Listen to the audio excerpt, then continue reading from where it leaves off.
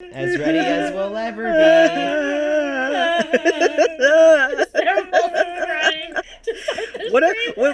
We just come into stream just mournfully moaning. We're mimicking Sarah Paulson's cry. It's accurate for today. It's accurate for today. Hi, Hash Money Hero. Hey guys, welcome. Hello. I'm not where I'm supposed to be. You're not. No. There's a missing Ginny. You're existing over here. Yeah. Everyone, if you would like to go show my friend Hash Money Hero some love, that is a friend of mine back from my home state. So they do a lot. He does a lot of charity streams. So you could go give some love and support. Oh, hi, Kara. And Kara is a friend of mine from high school. Hello. So, all right. How does the volume sound to everyone in the chat? How does Hello, friends. everyone sound? Yes, the layout is a little. The distress Thanks, sounds Jason. have started. Thanks, Jason. I appreciate it. So as you can see, we're set up a little differently. Because we're starting to stream a little differently. We got gifts from Jason. So, Wait, how did the... And Wait a ours is in minute. the same box, so she's just in Oh, here. yeah. So, volume sound is good. Jason, as Yeah, you... yeah, you're just in a box together. Yep. Yeah. Stream. Accurate. That's basically what a house is. Right? What's in the fucking box? What's in the Me, fucking bitch. box? It's me. What's bitch. in the box? I'm just in It's Florida cereal. What? You come back to visit after moving Yeah. away, but you ship yourself in a box. Cereal. And I just shake, and it's like, I wonder what the fuck this is. So... Surprise, I'm in the box. now. Oh shit! It's broken. No, I was like, well, I had to split myself up between the both households, so good luck trying to figure out which half Both of of me you. you get. Oh shit! I I don't like want this it anymore. That's I why don't you can wanna only open see this half of box my anymore. body. Box what? I don't want to know. It's not Right I now. don't Just, wanna open God this damn it, box. just open the Okay, open the let's box. open the boxes. Jesus Christ. It's fine, it's fine. You're not gonna die.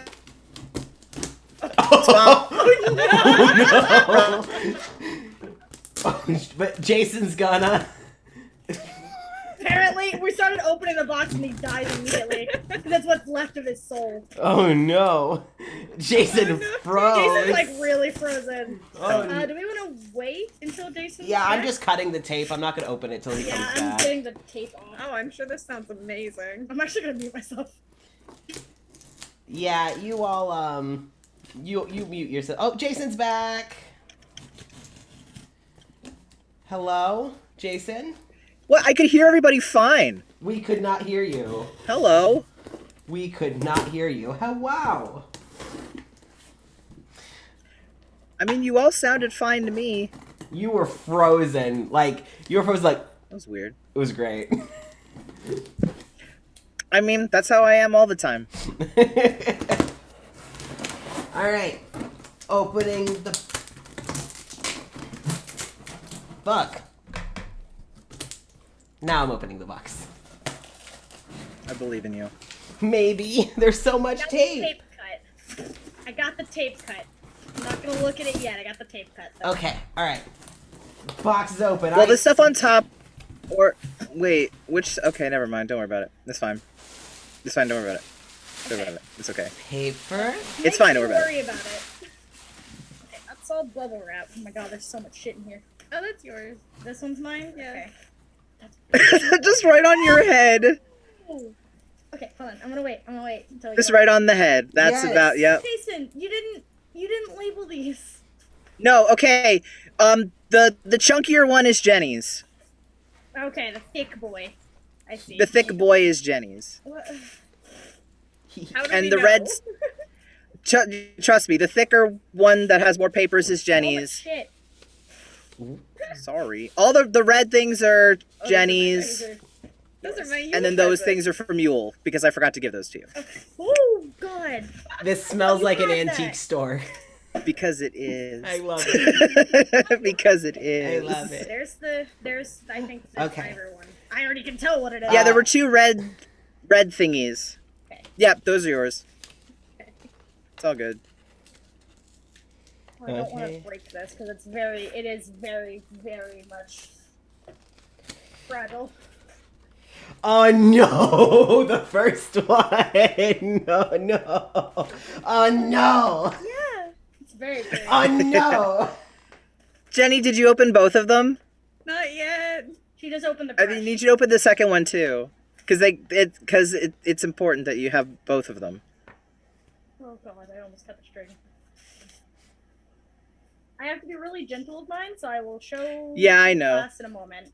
Because I have to get the bubble wrap off without fucking it up. Is it a comb? Oh, that's cute. These are so cute. Aren't they adorable? They're so nice. Yeah, there we go. So Ooh. cute! Yay! I'm really happy. This is really cute.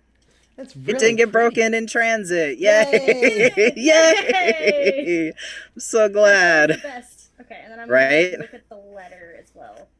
I just wanted to get that out of the bubble Yeah. wrap. Because all the letters are in character.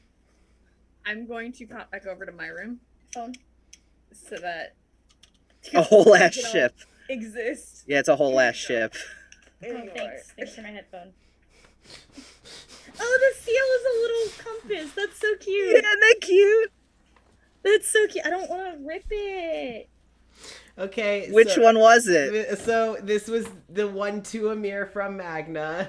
Mm-hmm. Oh, Jenny left a notebook in My here. face hurts. Yeah. Oh no, I ripped the letter. No. No! Chelsea! The save the SS not last dead yet. seal. I really like that. The SS not dead yet. I'm really enjoying that. That's a good one. It's SS fine. second It's death. fine. I can That's still also read pretty it. good. I can. Oh. I like that you had her full name and then scratched And he crossed it out. That's cute. Yeah. I can still read it. I might have Yeah. ripped it a little bit, but I can still read it. It's fine. Well, as long as you can still read it, I guess that's all that I matters. just wanted to not break the wax seal because it's really thin. And You're it's cute. valid. You're valid.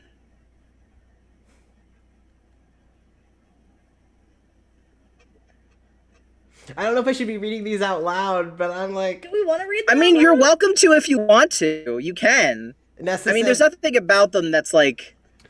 Okay, Nessa said read What? aloud. Read aloud? Nessa said read Okay. aloud. So Yeah, I mean, if you want to read your letters aloud, I think the I would only love letter to. that you won't be able to read aloud is part of Jenny's.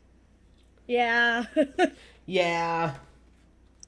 You're muted. We can't hear Oh, I you. can't hear you, Jenny. No. Part of the letters in braille. 3 whole pages are in Ooh. Braille. Okay, well, I'm gonna read through them first, and then I'll read them aloud. I need this. I can read mine aloud Yes. as I'm reading it. Yes, go. That's fine. Go for it. So it has Koratana scratched out. Cora. I think we can both say that up until this point, the idea of divine intervention was just something someone made up to help them sleep at night. After seeing and experiencing the things we have, I can honestly say that divine intervention brought you into my life. And no, I don't mean Meredith, although she technically was the one who brought us here. Never mind, I'm getting off track. I was destined to meet you, be guided by you, and learn from you. I think that I'll go into this new life hoping for the best and knowing that even if it isn't, I am capable of surviving. That's a lesson I will take with me to the grave when I'm good and ready to go.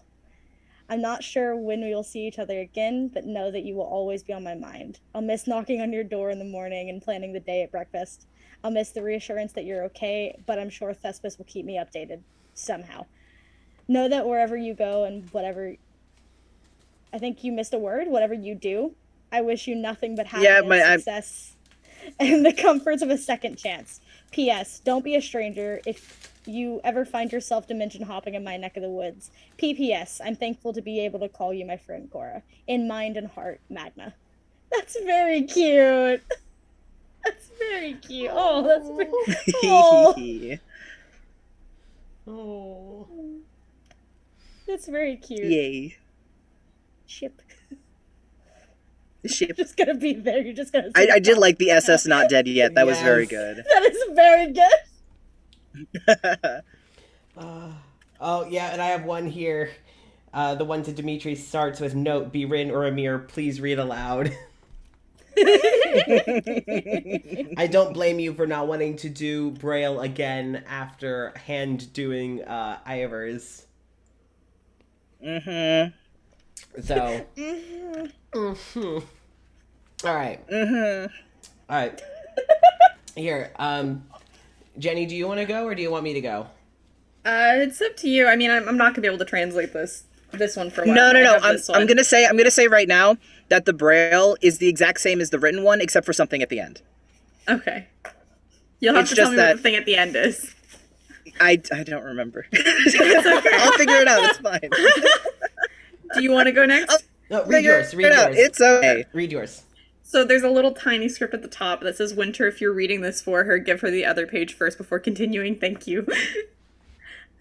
Oh no, Jason's frozen I again. know Jason froze. Oh no. Jason. He gone. He gone. What's really funny is this happened the last time that Jason and I streamed together, where his Oh. internet was just shit. Jason can still So hear.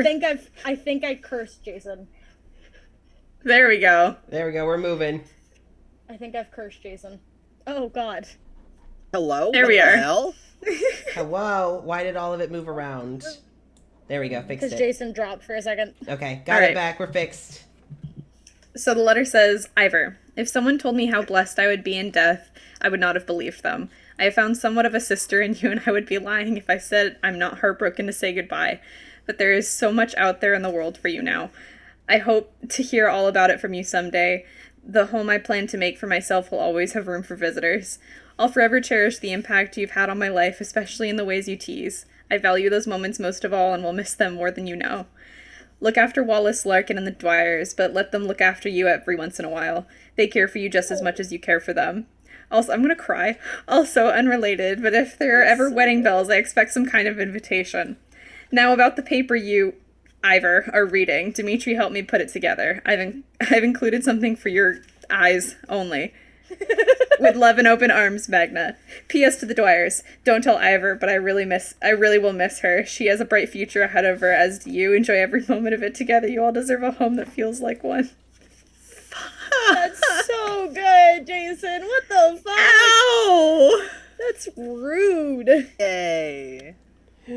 Uh, Yeah, but I don't remember exactly what the thing was, the special note on it, but it was basically like, I'm extending the same wishes to both Ivor and Cora, but it basically just says, like, when you start your second life, basically pursue it with, like, all the happiness and all of the serve.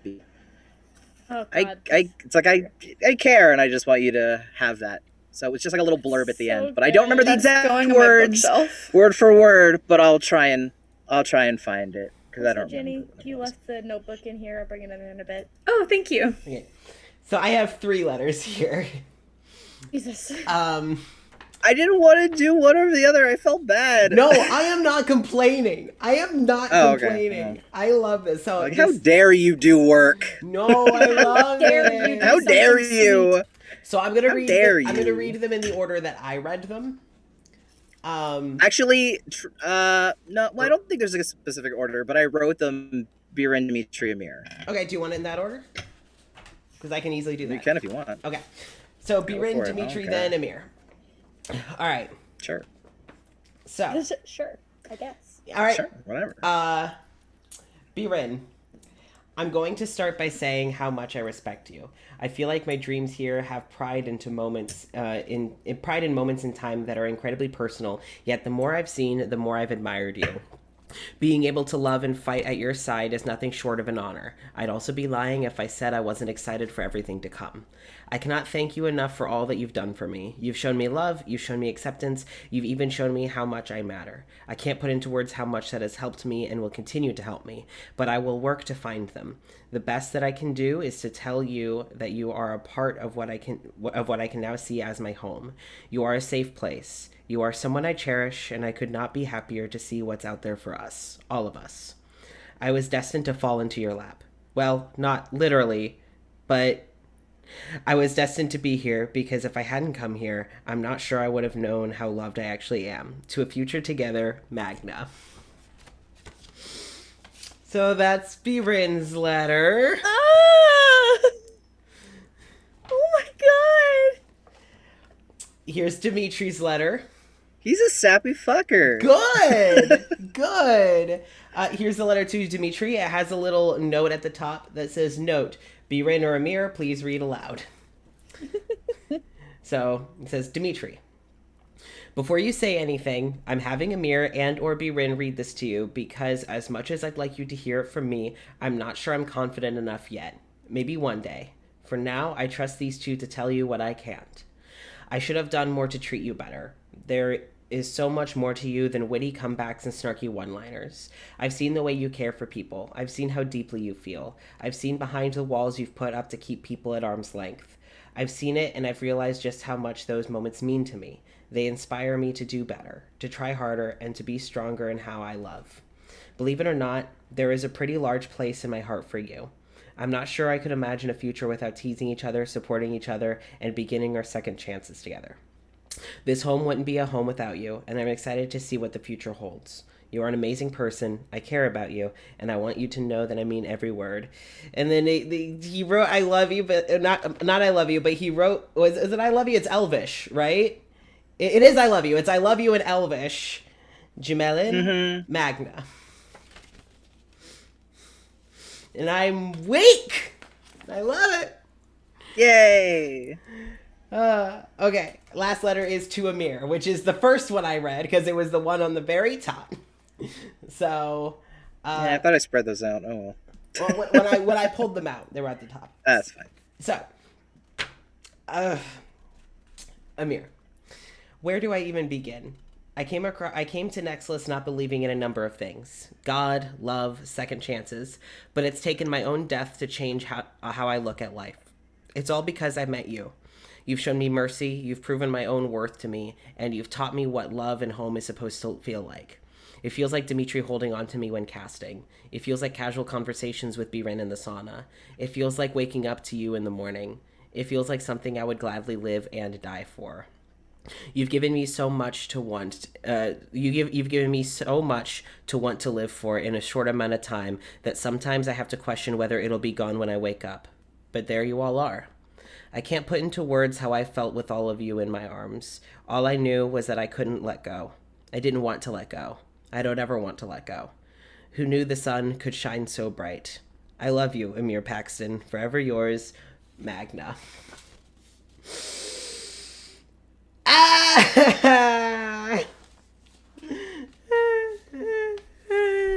Huzzah.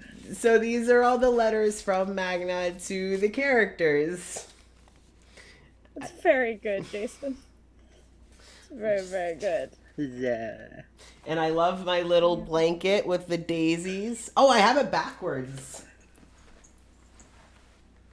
And Partially see the ship. I would keep wearing it, but it's hot in here, so it shall be on my lap like That's a true, fair. like a true grandpa, It's valid. I respect that. That's fair. like a true grandpa. I should. respect the shit out of that.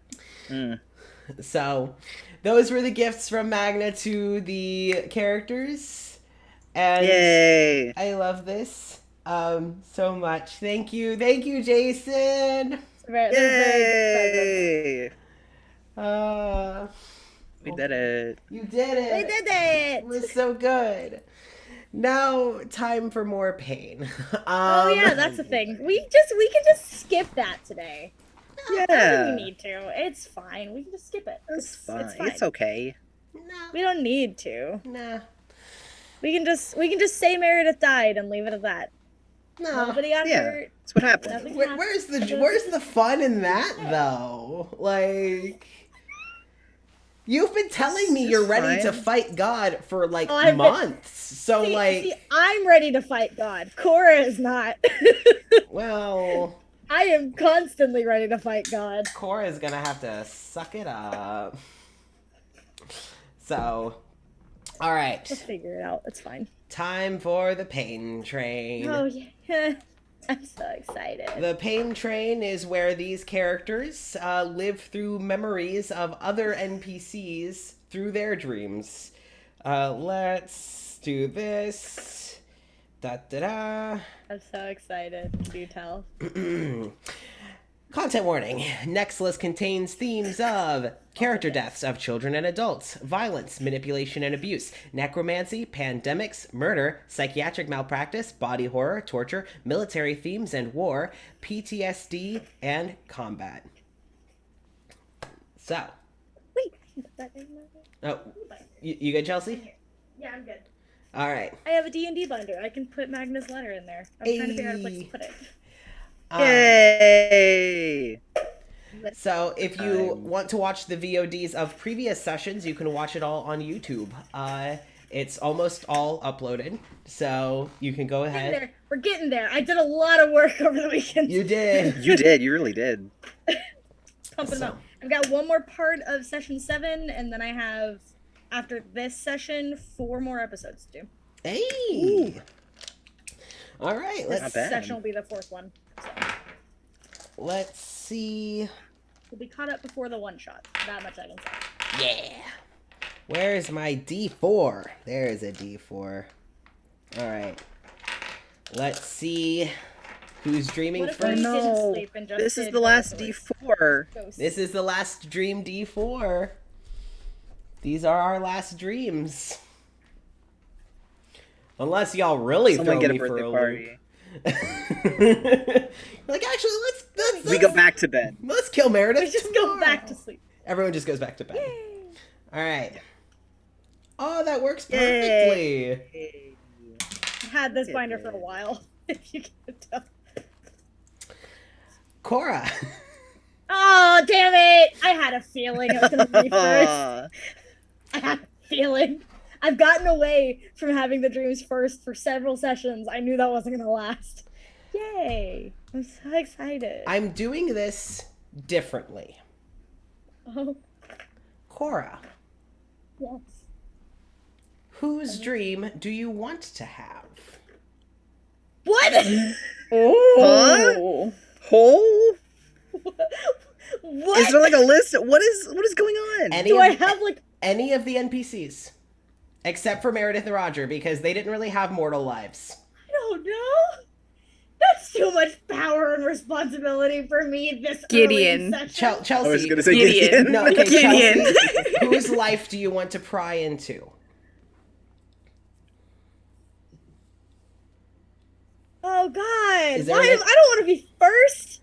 Is there an NPC that you would personally like to know more about? Oh, fuck.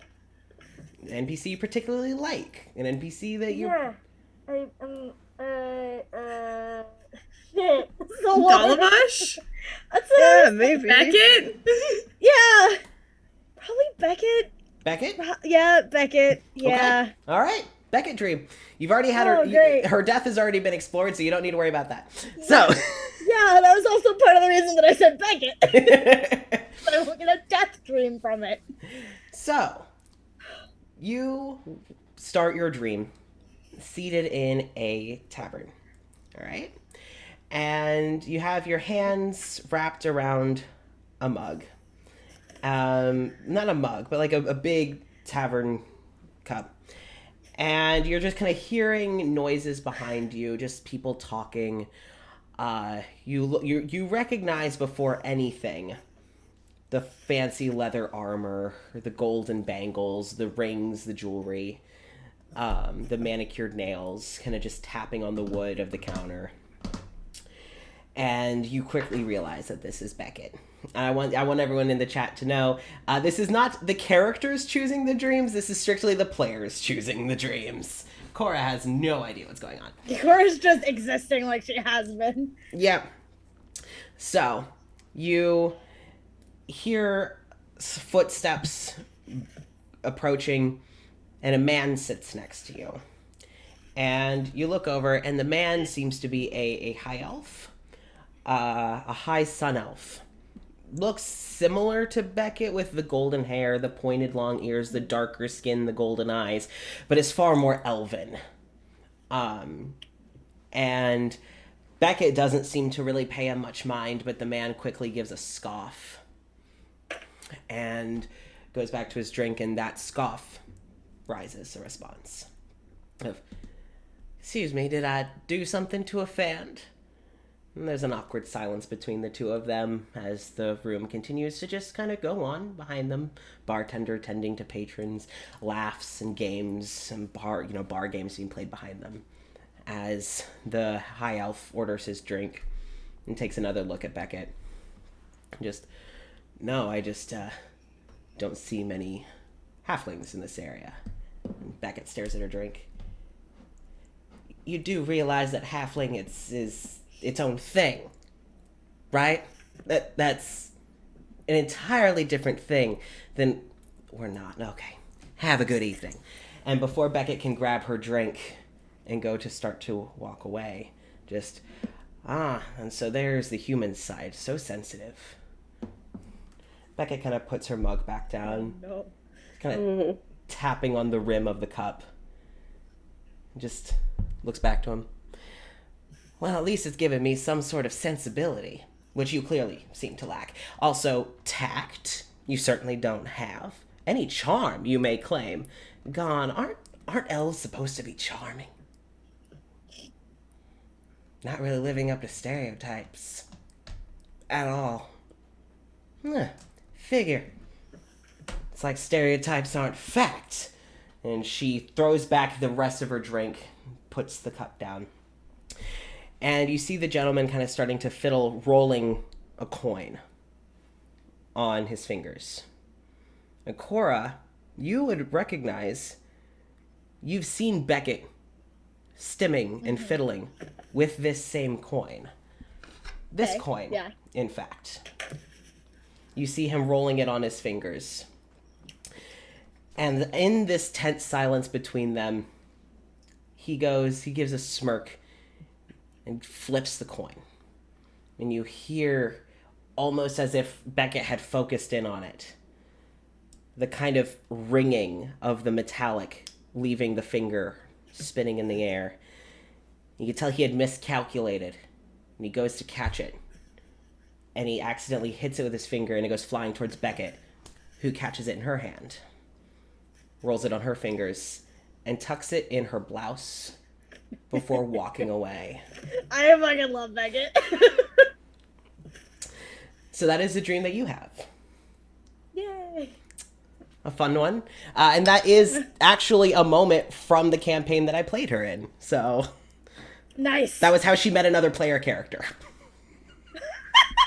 Who they didn't get along the entire game. That must have been fun for those two. Yeah. Exist in the same fucking party like that. Yeah. Oh, man. All right, who goes next?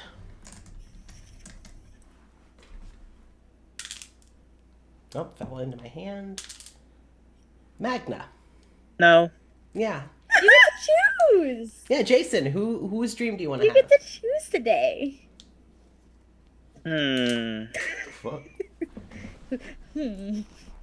Yeah, it's a big responsibility to make this decision. Yeah, this really is. Because I think you mentioned Dimitri, but when? In our phone call, we had a phone call a little while ago about dreams. Oh, I thought we were just talking. No, I mean you can choose. No, you can choose anyone. You can choose anyone. I didn't think that was gonna mean anything. No, Jason, you can choose anyone. It's fine. No worries. Whose dream do you want to have? Well, see, now Whose that you life said do you want that. to pry into? Now that you said that, I mean... Do you want to pick Dimitri?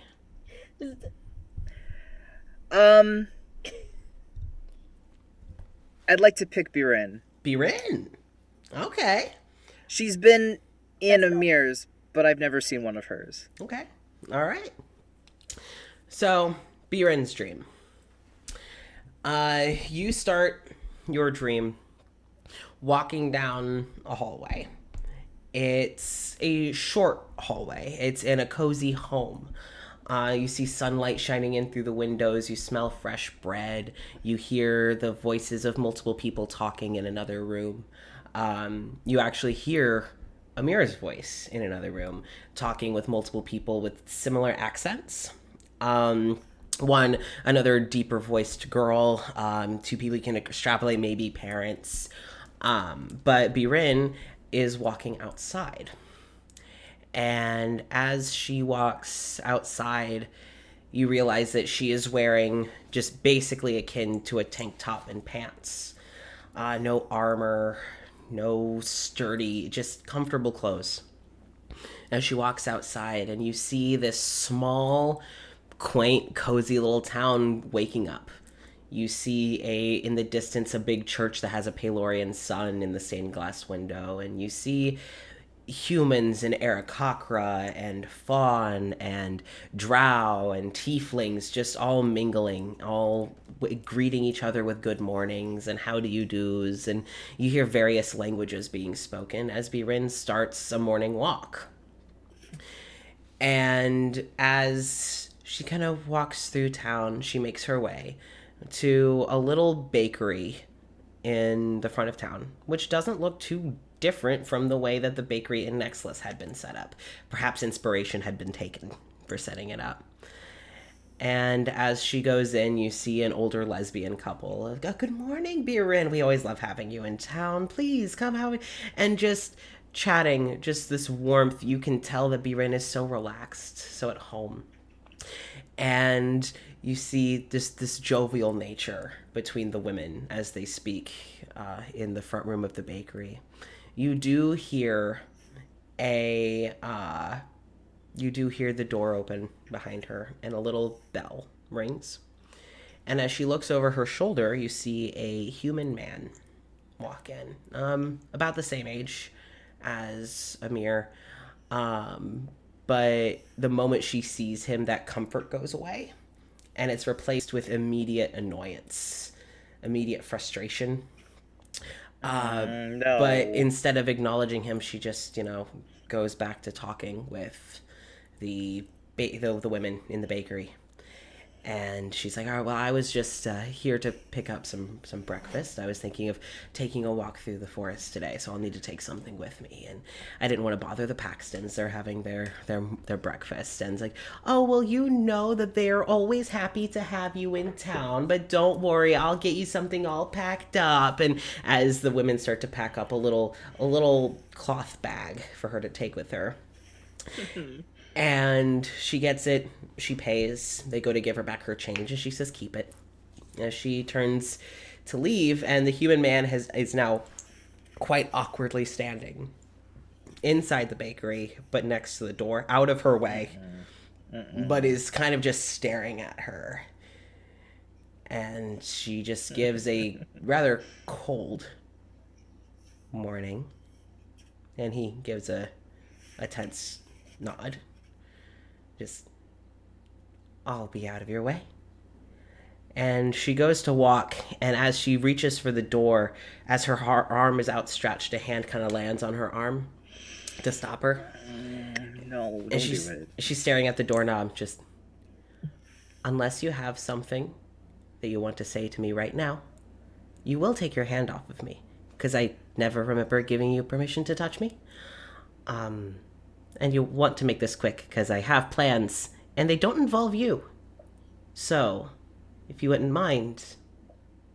And he kind of awkwardly pulls his hand away. And she leaves. Leaving this awkward, stunned silence in the bakery. And immediately after starting to see other people in town walking, talking, her mood is relightened. She heads towards the nearby forest, heads towards the nearby trees, and just goes on a walk. And you feel at home. And Magna, that's something you would recognize. Feeling comfort in the hills and the trees. Well, very calm, very serene. Besides the one Was that who I think it was? That was Ian. It was Ian. Amir's ex-boyfriend. Yep. We fight Ian. Yeah, we fight Ian. We Yep. fight Ian. Yep. Let's go. We fight Ian. All right. Pop, motherfucker. Ivor, Oh. whose dream do you want to have? I'm stuck because I always want another winter dream. Oh, yeah. But I also would like to see something from Dalavash. Okay. But I don't know. Do you want to flip a coin? Yeah, that's probably your best bet. Roll a die? A D2, you can just flip. Winter. Winter? Yeah. All right. Who would have thunk another Dwyer dream? Wow. I'm so unpredictable. Oh, yeah. I would have never guessed. It took everything in me to not say Thespis, so I feel it. All right. Ivor, you start your dream, and you are in a crowded room, but not suffocatingly crowded, oddly comfortably crowded. I will say, Jenny, this is clearly a college party, but Ivor has no idea. I'm going to be real with you. I've also never been to one of those. Oh, I wasn't popular in school. No, I've seen movies. Yeah. She has a red cup. You've seen movies. So she's kind of just on and off chatting with random people. It's a lot. There's loud music. There's lots of food and drinks, and you see a game of beer pong being played. You see people doing shots. You see some body shot. Ivor, you have no idea what the fuck is going on. But Why are they licking each other? Yeah.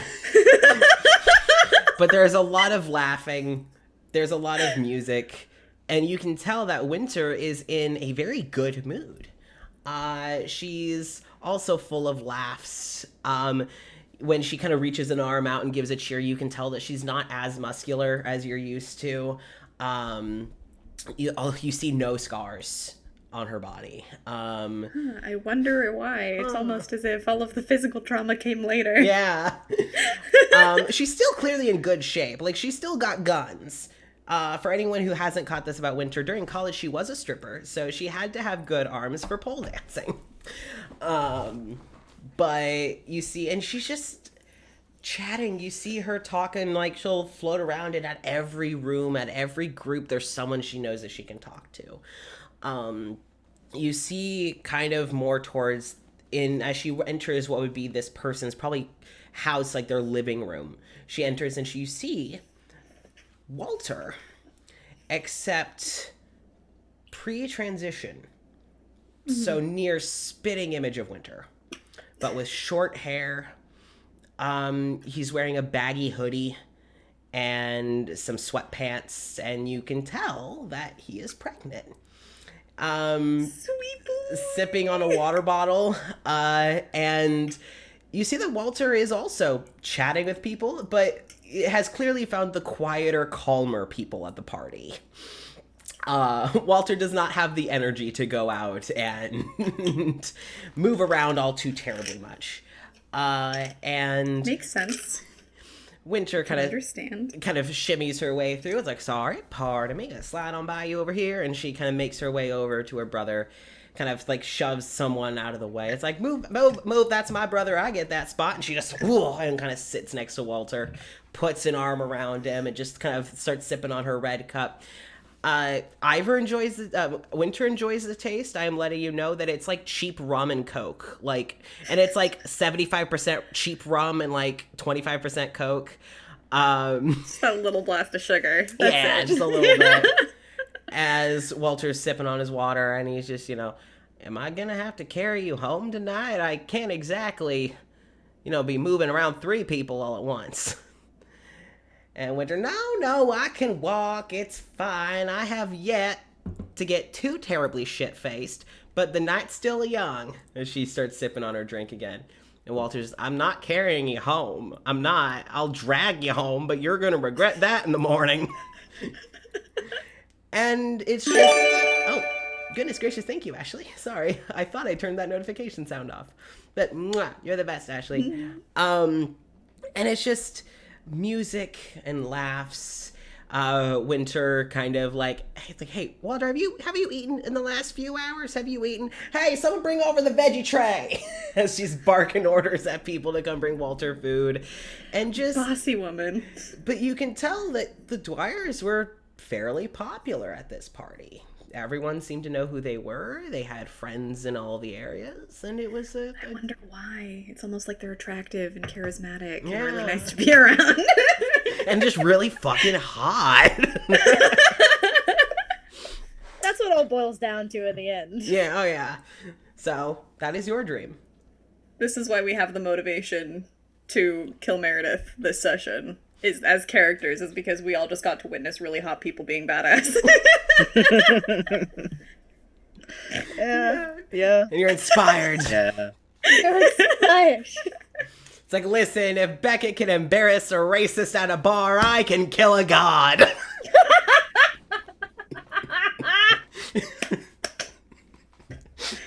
I mean, where's same the thing. line? It's like, I got her in my corner, we're good. Where's Cora the really line? doesn't have her in her corner, though. Well, she has Beckett in her corner more than she thinks she does. She has a corner. She has a corner. Beckett's near it. I think Looking the at thing it. is like, Cora might have pissed her off, but Cora had massive balls during that encounter. Yeah, That's and Beckett true. respects that. That's true. He Beckett can see respects- the corner. Beckett respects the nerve that it took. Yeah. It's like, you got some nerve. I like Beckett that. can perceive the corner. That's Yes. where we're I don't like it right now, but I'll like it later. I'm gonna like it after I calm down. Yeah, right. So, dreams are done, presents are Oh, open, shit. the morning begins. And I think we started with Chelsea. Yeah. So, Cora, Hello. we'll start with Tis you. I. Yes. You wake up, and Thespis is already wide awake. Thespis is actually up and pacing. Isn't even cuddled up with you. Oh, does this? They are anxiously pacing. What do you do?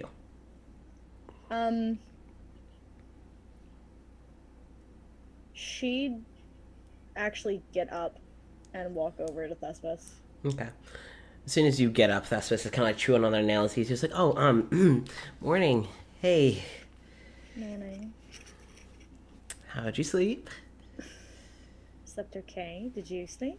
No, I slept. Not a lot, but I really don't need sleep, so that's not a huge issue. I slept a little bit, though. Okay. Better than nothing. Yeah. Had an okay dream, so... Same, honestly. Good. It would be kind of weird going into today on any worse of a foot than we're already entering it on. Yeah. It's a blessing, then, I guess. Yeah. For what it's worth. It's gonna be okay. Huh? We're gonna be okay. Yeah. It's just gonna suck. Yeah. But we'll be okay. Yeah.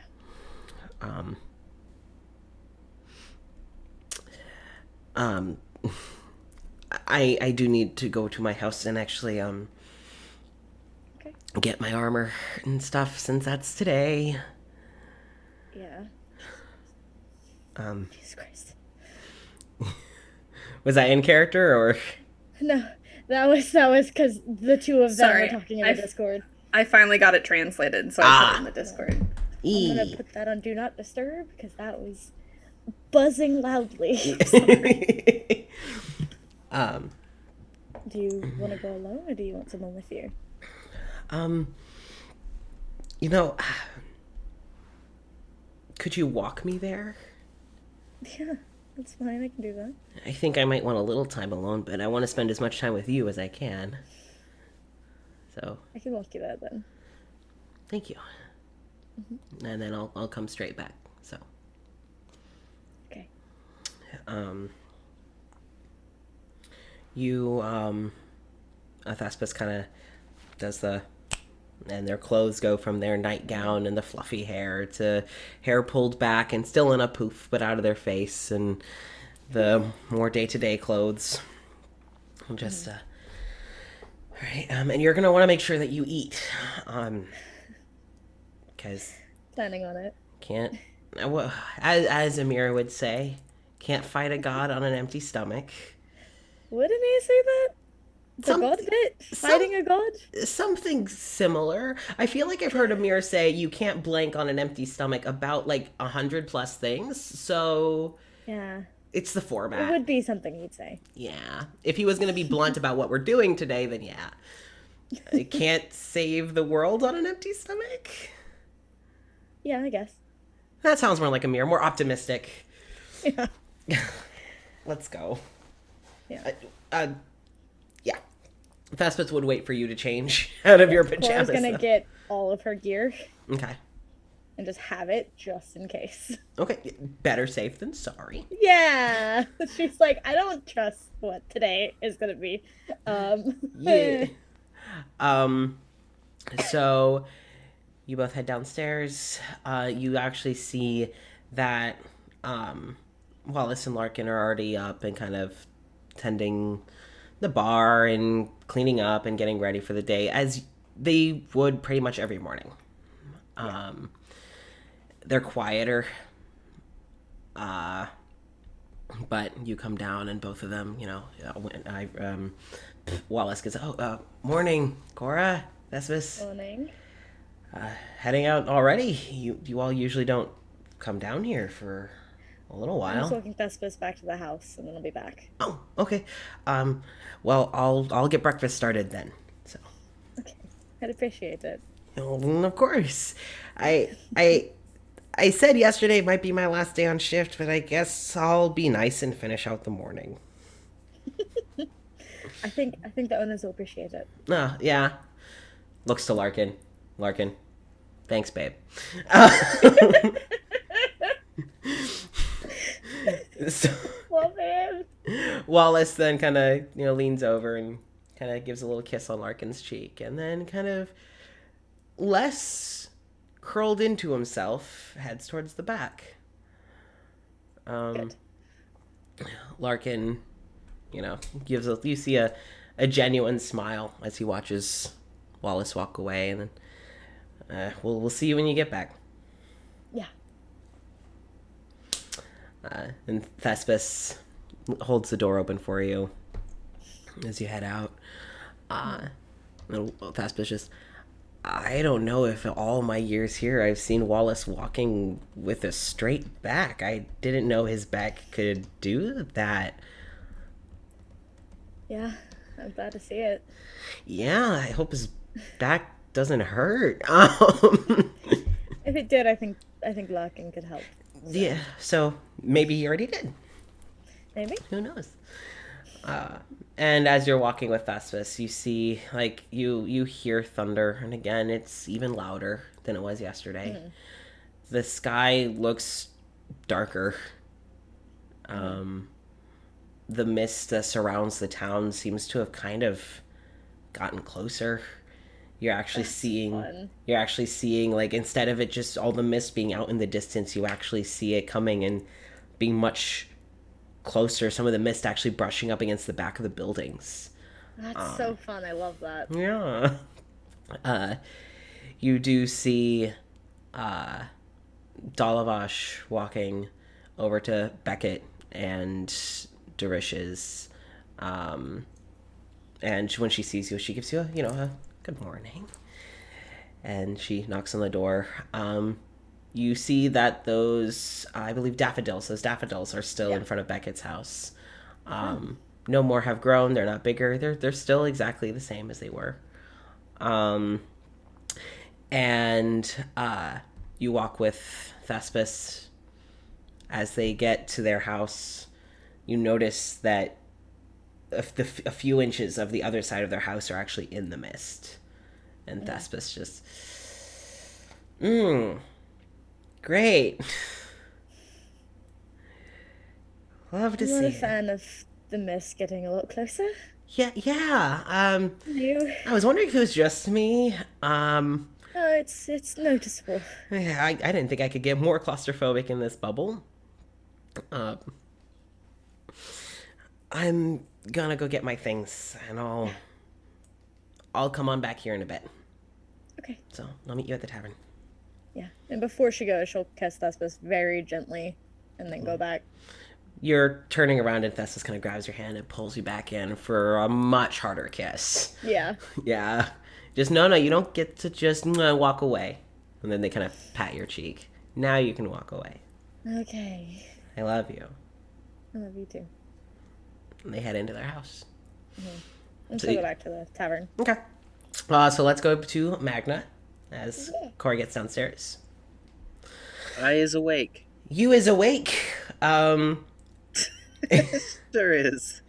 Amir is actually cuddled up with his face like buried in your chest. You can tell by the way he's kind of tracing a circle on your arm that he's awake. But he's cuddled up on you. Birin is very tiredly, as if she's still waking up, kind of like rubbing Amir's side. And Dimitri is seated upright, also very groggy, as you realize He that exists. yeah, he exists. And as you can tell, you have been woken up by the sound of thunder. The room's kind of quiet, but once Amir realizes you're awake, it's morning. Good morning. And he kind of pulls back a little bit so he can actually like look at you as he's rubbing your arm. Just, were you able to sleep all right? I think so. It wasn't a bad dream. It was really nice, I think. I do have a few questions, but I think those can wait. I mean, are there questions I could answer? Maybe, but I think there are more pressing issues today than No, something I saw. you're right. For once, I just don't want to get out of bed. It is pretty nice. I do like the thunder. It is a nice reminder that things are hopefully looking up. Hopefully. If nothing else, change is coming, and I think that's certainly for the best. Oh, of course. I'd like to know that it is a good change, though. We'll make That it is one. that's why we are here, though. To make a change. A good one. He kind of leans over and he kisses your cheek. And then Magna just kind of does like a little head bop. Boop. when you got the little head bob, he kind of like nuzzles into it a little bit, and then pulls back. And then B-Ren like gives a big stretch, and when she does that, it causes the bed to creak because she is, besides you, the biggest creature in this bed. We love her just the same. Oh yeah. Well, you know that like usually in movies where you see a dragon stretching over their hoard and like it makes the gold and all that move. It's like that, but with Are bed we sheets and Ren's pillows. pile of gold? You are. You're That's her so treasures. good. Oh my god, that's so good. So, she kind of like leans over, like kind of reaches over, feels Dimitri, and pulls him in. And then Dimitri's kind of you hear Dimitri, who's sort of been dissociating spectacularly just forward, just gets pulled back into it and kind of mutters something, and you would assume Tagalog, and just morning. And she kind of reaches over and she's kind of buffles your head as she's clearly still waking up. Just, gotta show my boys some love. And she leans down and she kisses the top of Amir's head. Dimitri, it is really good to see that you are existing this morning. Yeah. Well, blessings come in all shapes and sizes. Oh, good. Good to know. I will say I think this is the first time I have ever been awake before you. By mere seconds, but I'll take it. Oh, I was going to say how long will you make before me because guess I mean it doesn't matter, but like, you know. Well, as any older twin will tell you, even just 12 seconds is still first. Yes, but like, does it really matter though? No, but I'm gonna Like, make it did you matter. did you say something first or what? I sat up. Yes, but like, did you say anything though? No. So, like, if a tree falls in the woods and whatever the thing is, like, did it really fall if you didn't hear it? Are you gonna tell the one person in the room who can't see that me making a physical movement doesn't count? You know what? Touche. I'm just not going to speak. You see Dimitri actually give like he gives it a chuckle, like he gives a grin. Just good morning, Magna. Yes, good morning.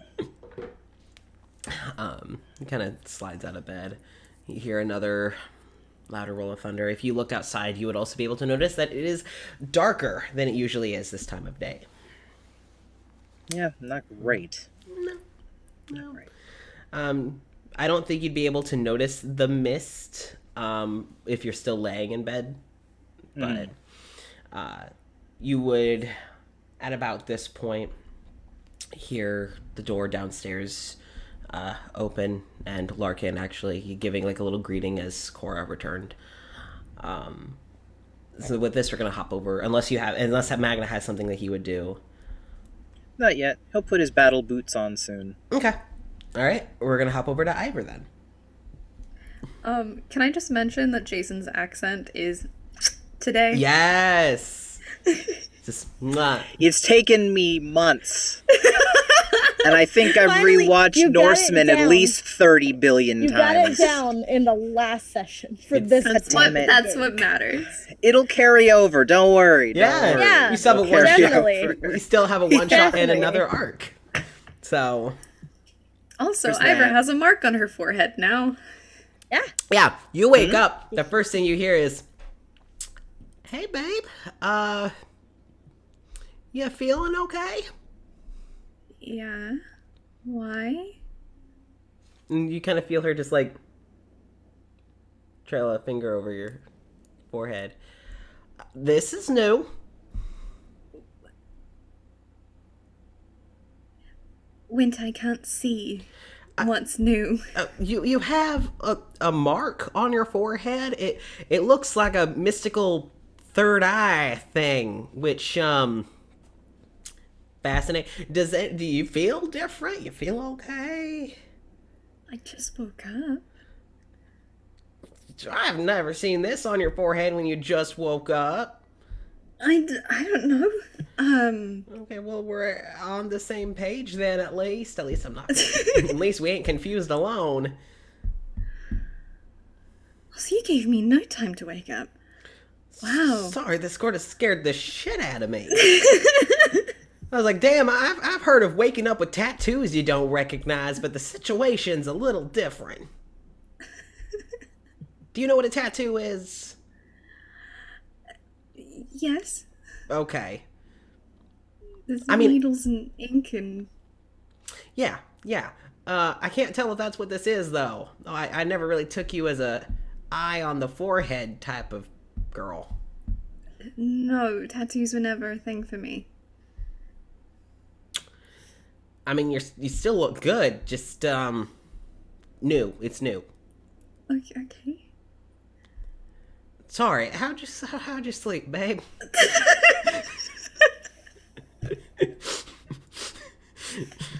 You can tell Winter is just staring at We it. love and support Winter Dwyer in this household.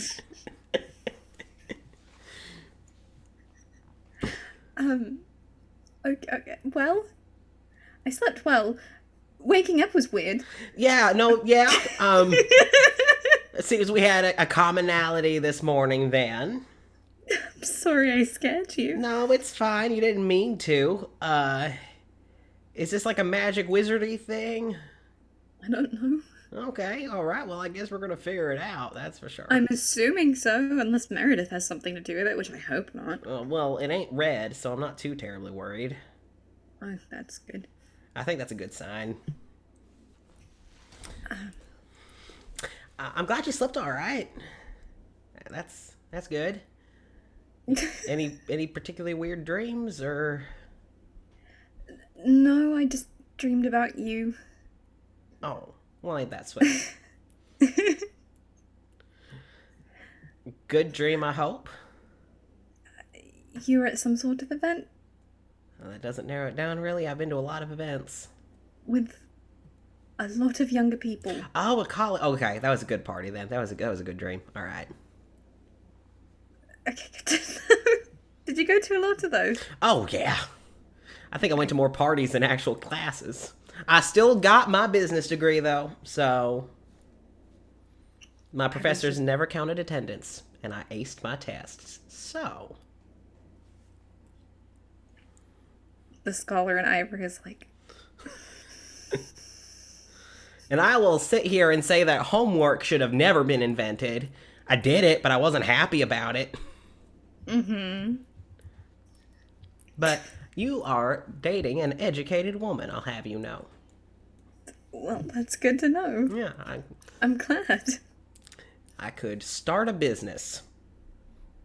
It is the most useful degree, but I felt like I learned jack shit. Well, that's unfortunate. I know. I love learning, just hate school. The school is structured weird where I'm from. And basically, if you can't follow exactly what they tell you, you fail. And Walter and I had trouble focusing on shit, so it made it really hard. I had private tutors, so I... Oh yeah, you were rich, right? Yeah. Yeah, that helps. I am glad, though. I am glad that you got a good education. On magic, which is infinitely cooler. On skewed history lessons, I very much favor the survivors, and math that I'll never use. I didn't just learn magic, Winter. Well, okay, yeah, but you could use the shit you learned. I don't know jack shit about the fucking ships that came across the sea, alright? I know the Mayflower, that's it. I don't need that in my day-to-day. And it means nothing to you. No. No pilgrims, Really none of that shit. See? Useless. Well, it might be once we get... It's fine. Huge libraries. You'll be fine. She's gonna try to see what the shit with her forehead is, because Yep. I know what it is. She doesn't know what it is. Yeah. So she's gonna activate her third eye. Okay. So what would this do? Basically, the one that I picked was Ethereal Sight, which means that she can see into the ethereal plane within 60 feet. Okay. Which is, yeah. Nice. Um, sorry, the chat. So, nothing seems too terribly different. You can see, and how I'm imagining this is you're kind of seeing like a wispier version of what's physically there.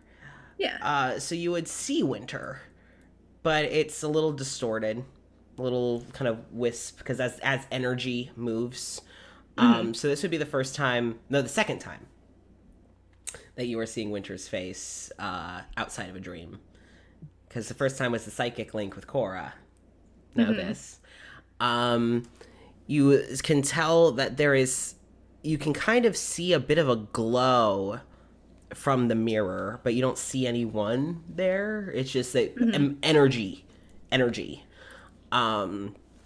And you do notice something sticks out about Winter's energy is even though it kind of flows and it kind of ebbs and flows, it still feels kind of constricted, as if something has kind of forced it tighter.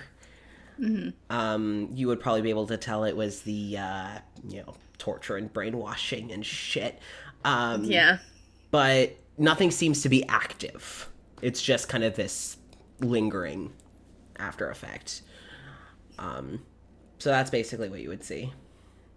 Yeah, she'd reach up and just hold on to Winter's face. And just, I'm here.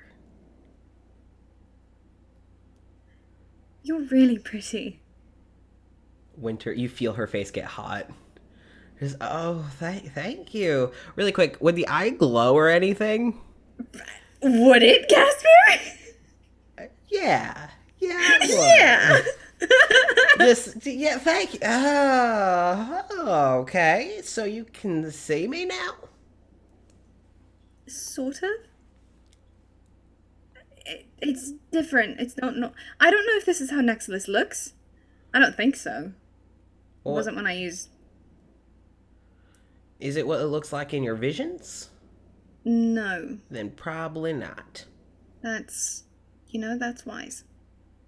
I got my moments. If it's any consolation, you're also really pretty, even with this glowing third eye thing. It's actually kind of hot in the weirdest way.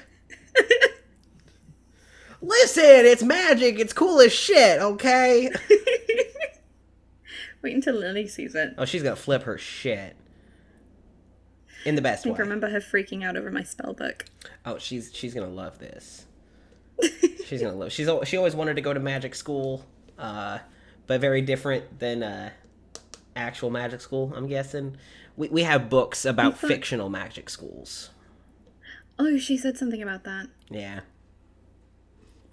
Huh. Turns out that the author of that though was a piece of shit. So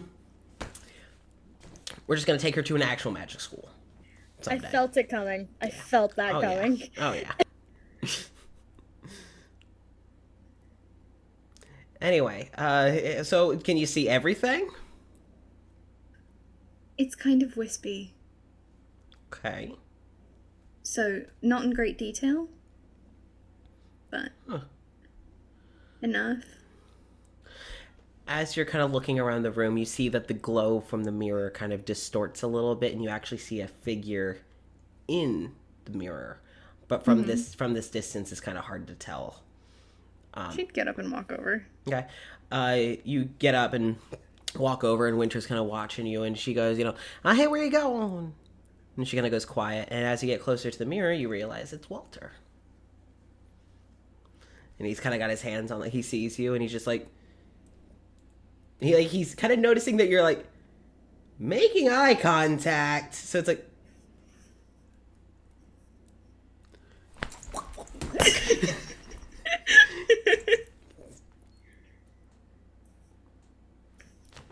take it, okay.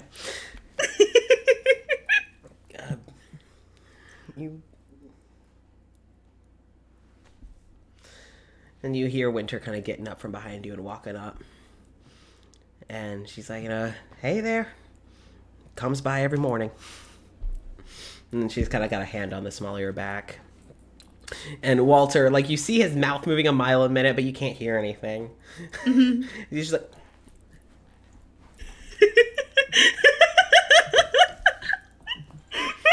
And Winter just, I read half of that. We're all confused. Good morning to you too, you son of a bitch. Oh shit, is that what this felt like? I'm so sorry, babe.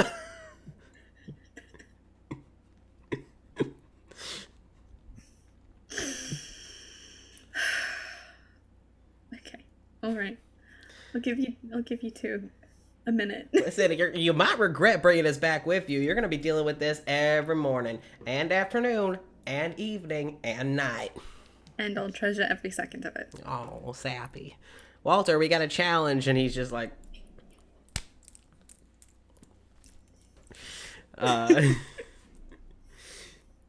So you kind of give them... I'm assuming Ivor kind of starts to get ready? Mm-hmm. Okay.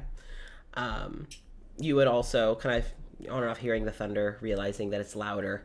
When you hear the thunder, it's almost like the energy around you vibrates, even though you don't physically feel it. But you can... It's like static. Yeah, you can see it like static.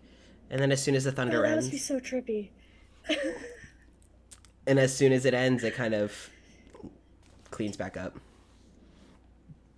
And at about this time, you would also hear downstairs Cora returning and Larkin giving a morning. As you're kind of walking around, you're now starting to actually see your vision tunnel. Last times this has happened, it hasn't had a visual effect on you, but now it is. She's probably too overstimulated to say anything. Yeah, which makes sense. Yeah, you pass out for a bit. I'll pass out for a bit. What you see is it's more not a solid scene, but it's kind of flashes. You see what you would assume to be town hall. It looks like the inside of some sort of political building. And you're kind of recognizing some of the structures that you took. Like you see the stairs that you remember taking up to Roger's office. You see flashes of like portraits. You see a portrait of Meredith and Roger and all that. You don't see anyone, but in the distance, echoing through the halls of Town Hall, you hear screaming. Blood-curdling screams of pain. You hear familiar screams from Winter's torture as Winter is screaming through the halls of Town Hall. Fuck. But you can't see anything. You have no idea what direction it's coming from. And that's it. You wake up on the floor with Winter just, hey, there we go. Okay, there you go. Good morning again. Just reaching up to grab onto her face. I'm okay. I'm here.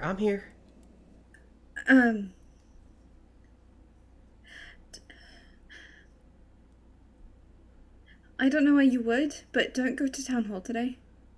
Okay. All right, I'll stay out of town hall. Okay. I won't ask. I'm going to trust your judgment. I don't know how to explain it. That's okay. Just please don't. All right, I won't step foot into town hall. Promise. You kind of feel her going and locking pinkies with you. Promise. Sorry. It's okay. Ugh. I got you. And she's still holding you as you're both kind of like, she's seated on the floor. She has you kind of like in her lap. Mm-hmm. Yeah. We'll take any kind of heads up we can get, right? Yeah. Yeah.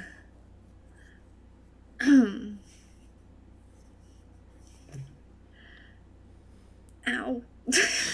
Oh, I'm sorry, babe. I didn't realize you were falling until you fell. It's okay. I didn't say anything. You got a lot going on this morning. It's okay. Yeah. She leans and kisses your temple.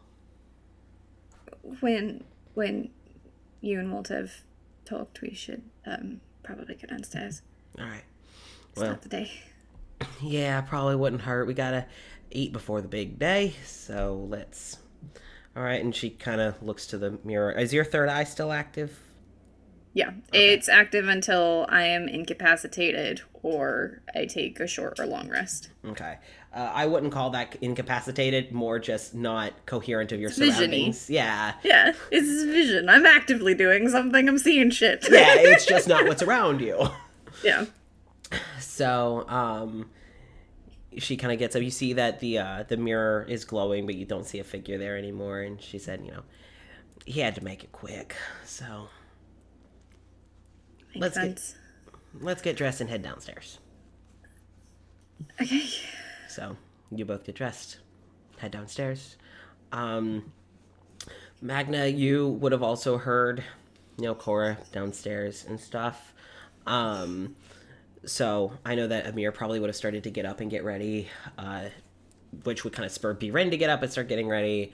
And Dimitri would probably take a bit but then eventually also get up and start getting ready because he's like, I don't want to fight you. Okay. He, unlike the rest of you, is not a morning person. So, yeah. Sorry. No. I forgot that you reminded me. I shouldn't move. So, you all can get ready because I kind of want to get everyone into the same room. Battle boots. Active. That's what I'm calling my Crunchy socks. Crunchy socks. That's what I'm calling my socks, my battle boots. They're not Crunchy crunchy. They're not crunchy anymore, or yet. We at can make least. them crunchy. They're not. We can they're make not. them crunchy. They're gonna get crunchy. There's They're gonna be a gonna lot get of blood and like sweat and dirt. There's It's gonna be gonna be a lot. there's Or gonna like be a mud. decent amount of crunch to those. Crunch. Yeah, they'll become boots. Yeah. They'll harden into boots. It's fine. Someone tries to cut into his socks, like fucking like the knife or the sword just breaks. Between the Shatters. crunch and the power of Grandma's love, I think that's what's gonna protect my feet Grandpa's. today. Amir made them stronger. It's also That's Amir. true. And Grandma and Grandpa. They're just not associated. no, they're just Grandma- two They're different. Grandma. They're different Don't grandparents. different. Grandma yeah, and don't- Sunshine Grandpa. Yes. There we Yeah, go. Grandma and Sunshine Grandpa. There we go. It's the distinction of daddy versus daddy.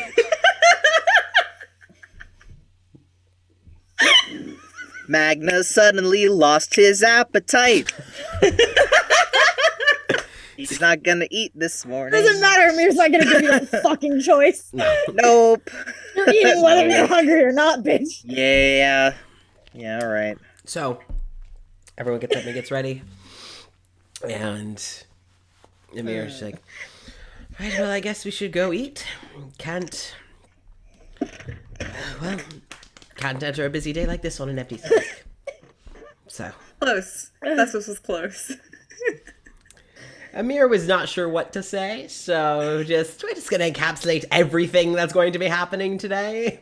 You know. That's a lot of shit. I'll give him that. So,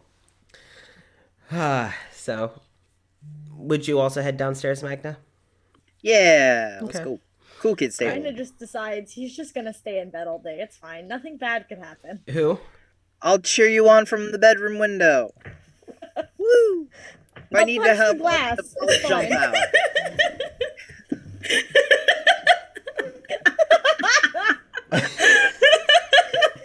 Through the window. If you need help, he'll just jump out the window. I loved watching that on stream like a couple seconds after. It's just so stupid. That's what we call a callback. So you head downstairs. You all hear more thunder from outside. Cora, you would have gotten down there first. By the Put it on time, the table. yeah, you do realize that Wallace is not there. It's just Larkin. As Larkin is actually setting out the plates. And as the rest of you pour in, he seems quiet. As he's not cold, but quiet.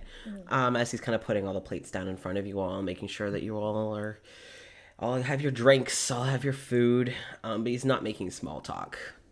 Yeah. As everyone gets settled in. So, Yeah. Makes sense. yeah.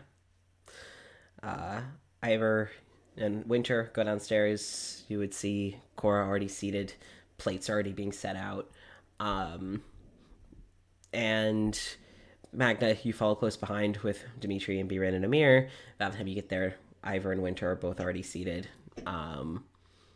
So, at the moment, it's just you all. So, you all get settled in as Larkin puts down the food, and then he kind of just heads back to behind the bar,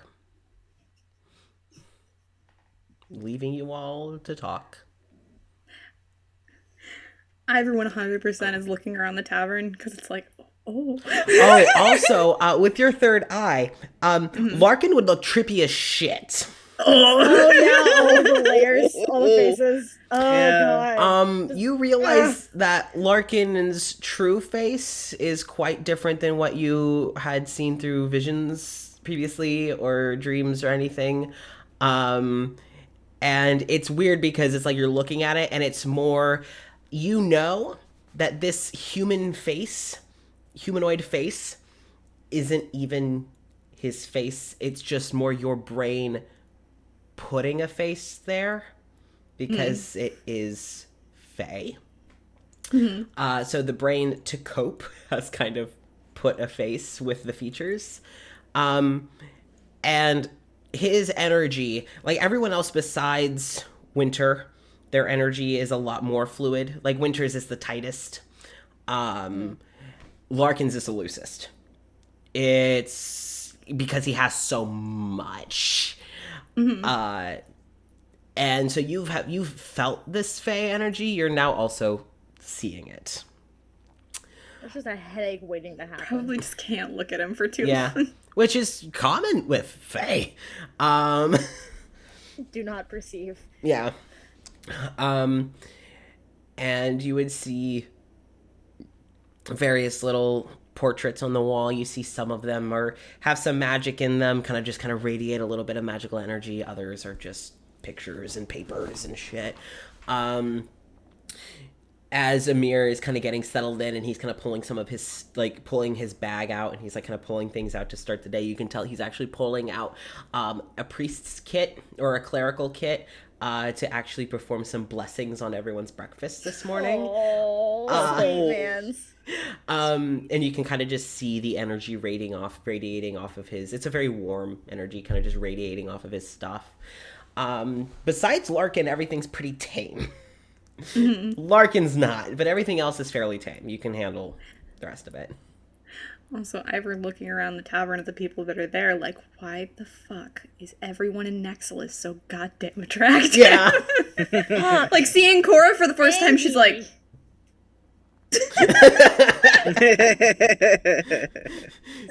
Finally gets to see, like, all of her friends. You get to see big old B-Rin. Just a Winter, why didn't you fucking tell me? Once Dimitri comes downstairs, she's like, oh, I get it. Yeah. Oh, I'm just in your seat and just looking around. You hear, Amir just, oh, good morning, everyone. It's like, oh, he's cute. And then Magna comes in and it's like, oh, he's handsome. He's cute. And then B-Ren, it's like, oh. And then Dimitri's like, yeah, there it is. Yep. I get it. I get it. I get it now. I get it. I understand now. So everyone gets Ivor realizing her bisexuality. Yeah. Is Nexilis. What an interesting breakfast. It really is. Wait, she's just, I think I'm bisexual. It's like, I think I'm bisexual, Winter. Hey, join the club. So you now understand my pain that I've had the last 70 some odd years. I think it's very similar to my bisexuality, where it's like, men, women. Women. So, food gets put down. Everyone gets to chat. After a little while, you actually hear the door open. And in walks Dalabash with Lily and Malik close in tow.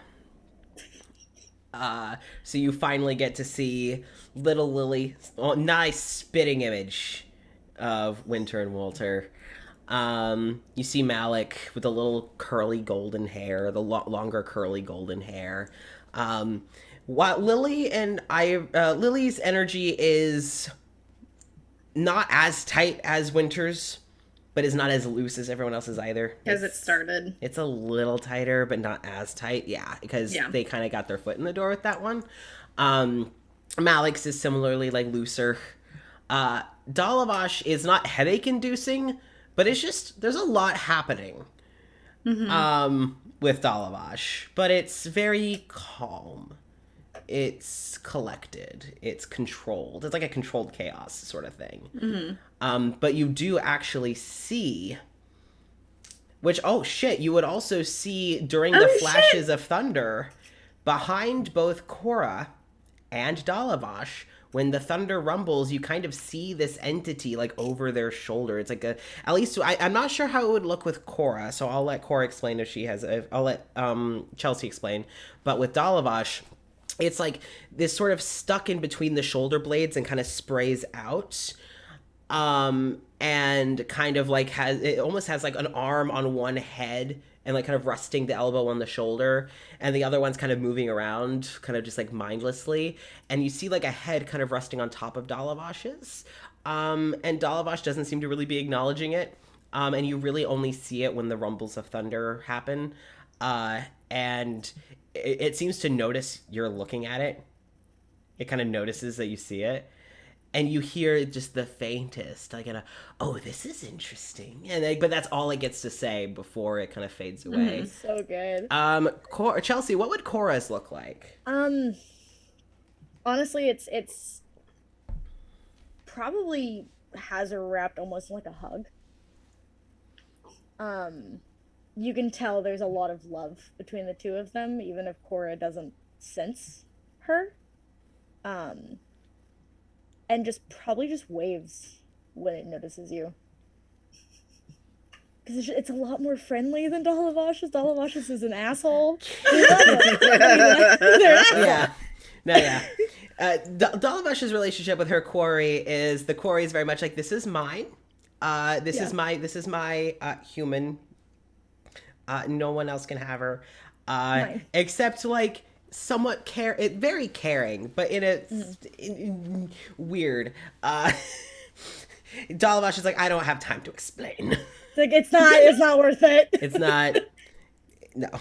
So that would be you actually get to see Cora and Dalavosh's quarries. If I didn't know any better, I'd be terrified. Yeah. I didn't know about the quarries to begin with. It'd be a problem. So what the fuck is possessing you? Yeah. Thankfully, Ivor knows. Yeah. Yeah. Luckily. So enters in, and Ivor, you're taking this all in, and then you see, like, the kids, like, Lily and, like, Malik kind of giving, like, a shy little wave. You actually recognize the little kind of wisps of a bracelet around his wrist. You see Lily just, good morning. What the fuck? What's that on your face? Love to see it. Oh my god, I love her. Light of my life. We stand one child. Two children. Two children. Two children. Sorry. So. Good morning, Lily. Oh yeah, morning. What? Magic. That's so cool. What does it do? I can see you. Sort of. Kind of. Not entirely. Okay, good. I did my hair today. And it's her hair would be about as long as mine, but like up in like a messy little ponytail, kind of just all pulled back. Lover. It looks very pretty. Thank you. I tried to cut it myself once. Dalavosh had to fix it. Yeah. Lover. I wanted it to be this long, and Dalavosh's, it was not that long. Part of it was that long. And just... My defense, I'm 13, and it was janky scissors. Okay? Dalavosh, you can't use that 13-year-old excuse anymore. You know better. She's that. She is physically 13. And Dalavosh just kind of gives a chuckle and just, good morning, Ivor. Good morning, Dalavosh. The scissors actually do play a big part of cutting hair. Yeah. She's not wrong. If they're shitty scissors, it does make a difference. Yeah. So it is viable to blame the scissors. Oh, yeah. It was also Lily probably just looking in. It's not only the scissors. No. But it is viable to blame the scissors. She's just mostly going to blame the scissors. To be fair, the scissor bit is like after, because it causes more like split ends, but that's a whole different thing. So, after a while, thunder continues. Everyone's able to talk. You hear more thunder. You would notice Larkin kind of like staring at the door, just kind of rolling his fingers on the wood, just staring at the door, completely ignoring you all unless someone like comes up to get his attention. That's what you would notice. Dalawash would have likely taken the kids upstairs, and it's clear that she plans to have the children hunkered here today because Dimitri could turn this into a safe place. That's what I was gonna suggest, so that's good. Yeah, I guess Dimitri's... Dalawash is a step ahead of us. Yeah. She's been caring for the kids long enough. She's able to kind of plan around that. So she's already taken the kids upstairs, getting them settled in. But unless you all talk. Cora wouldn't want to talk about anything until Thespis was back. Okay. Because Thespis is a big part of what they're doing. So can't do much They're without kind him. of important. Can't really kill her without him. Yeah, So. yeah. After a short while, Thespis does return. Everyone else, it looks to be that Thespis is wearing more normal clothes. Ivor, you can tell that those normal clothes are a charm. Mm-hmm. You see through the charm and see that they are wearing armor. Mm-hmm. They are wearing very ornately decorated armor that seems to have been sculpted just for them. Also, you want to talk about a lot of energy. This energy doesn't hurt to look at. It's almost comforting to look at, but there's a lot. It's kind of like, when you watch a fire in a fireplace. You can't stare at it for too long or else it'll hurt your eyes. But it's so nice to watch. So you don't want to stop. Yeah. After a couple of seconds, she puts her head in her hands because, nah. Yeah. But also, you see the fluffy hair, the sparkling freckles. You see kind of big old ears. The big old ears Big with all ol' the jewelry. Big ol' hearers. Big old hearers. As they kind of bounce on in. Just, all right, sorry, I'm back. I just needed to, get a few things. Glad to see everyone's in a kind of, it sees your head in your hands. Like it sees you kind of says, like, you okay, Ivor? Yeah, okay. And Winter just, she got a new power, it seems. It might just be a lot right now. And Thespis kind of sees your eye, and you kind of see this, like, oh. Oh. I look good? Dude. Thank you. That's all I needed. Now I can go. I just needed the ego boost. That's fine. I just needed a little bit of an ego boost. Now I can. Anyway, so they kind of pull up a chair and sit next to you, Cora. All right. Cora would have had a chair there for them. Okay, so they would just settle in that chair. Just so. Nobody's allowed to sit here. This is for my partner. Yeah. This is for my bag, and then when my partner gets here, this is for my partner. Nothing else. Nothing else. Nothing else. Sorry, my rapier is sitting there. His name is Charlton.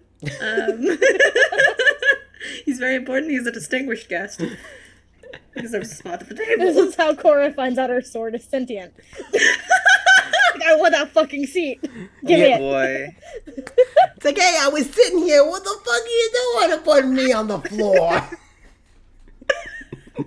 Everyone in the room just, What the fuck? Even Cora, like, what the? hello? Hello.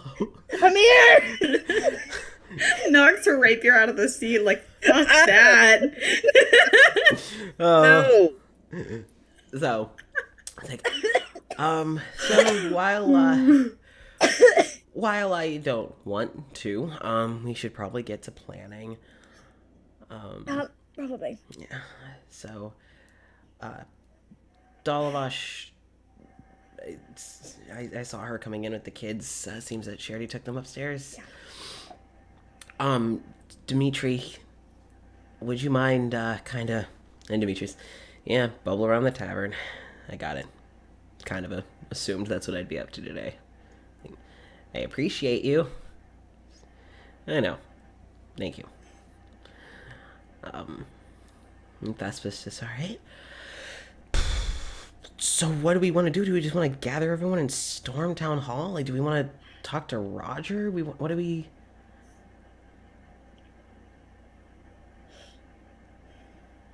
Did you say something, Jenny? Oh, okay. Not yet. Okay. It might not be a bad thing to let Roger know we're moving forward with it today. As soon as you kind of start talking about Roger, you hear Larkin's fingers stop. Just. Wallace went to go talk to Roger this morning. Oh. After you and Thespis left, he said he had something he wanted to talk to Roger about. He asked me to stay here to watch everything. Okay. So, he's at town hall. That's worrisome.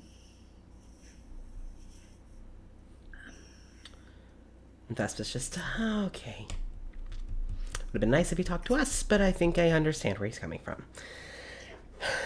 Okay, well, if it's just him and Roger, then that should be okay, because Roger's on our side, and Wallace is on our side, and Wallace isn't the sort to make enemies, so... True. I'd still like to check on him. Not Roger I'm worried about. Yeah. I know. Okay, well, I guess we should probably head to town hall, and... with, everyone kind of talking, Larkin just, I'll get Dalavash to go tell the others once she gets the kids settled upstairs. Dimitri can get set up, Dalavash can go get the others, bring them here, and first sign of anything going down. Yeah.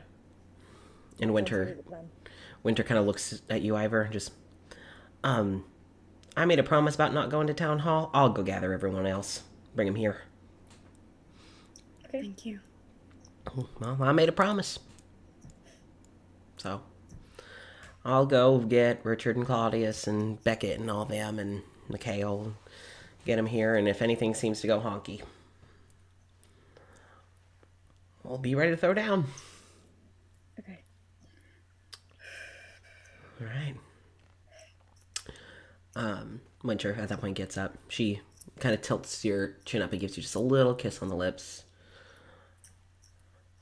Just be careful. Love you. I love you too. Very much. And she kisses your forehead. Yes, on the eye.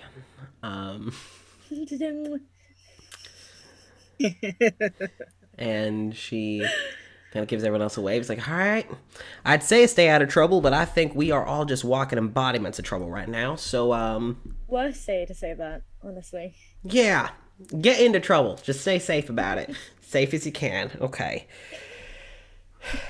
All right, go wreak some havoc, fuck shit up. Love you all. I'm gonna go get the others. And she gives this the token Dwyer 2-finger salute, and Finger guns. yeah, as soon as if Magnus starts the finger guns, but Winter kind of walking backwards and heads on out. Just chewing cut again. Oh god. That's it. Does he get the tongue click down? Oh, Oh, and he tried, and we're proud of him. Sean's up to him. he's trying. He's trying, and we love him for it. That's all that matters. So, Winter has headed off to gather the rest of your menagerie. And, do you all decide to head to Town Hall? Yep. We're checking on Wallace. Probably for the best. All right. So, Dimitri would stay at Town Hall, not at Town Hall, at the tavern to make this like a safe bubble. Oh, Dimitri was the villain all along. Good luck. Quick, did we ever see Dimitri and Meredith in the same room? Several. Yes, Yes. several. You might not have. Yeah, that's true. That's true. Ivor never saw it. There we go. And listen, Dimitri's a magic user. Could have been throwing his voice. And you also don't know what the fuck cleaning the floors means, so... No. Maybe he's shedding his skin suit. Oh, dear God. Oh, dear God. I hate that. I'm going to go clean house real Vacuum quick. out. And just... Yep. Skin suit gone. That's why no one's allowed to be there. Fakey. Rubs the Except for lotion on Larkin, its I skin or guess. else it gets the hose again. Jesus Christ. Oh, my God. Oh, my God. Put this whole conversation somewhere else. I don't want it I'm anymore. scared. Okay, so going to town hall is Ivor, Cora, Magna, Amir, Birin, and Thespis. That sound about right. Yep. Sounds like the original squad that went. All right. OG. That's correct. OG. Yeah, that's the same team that went last time.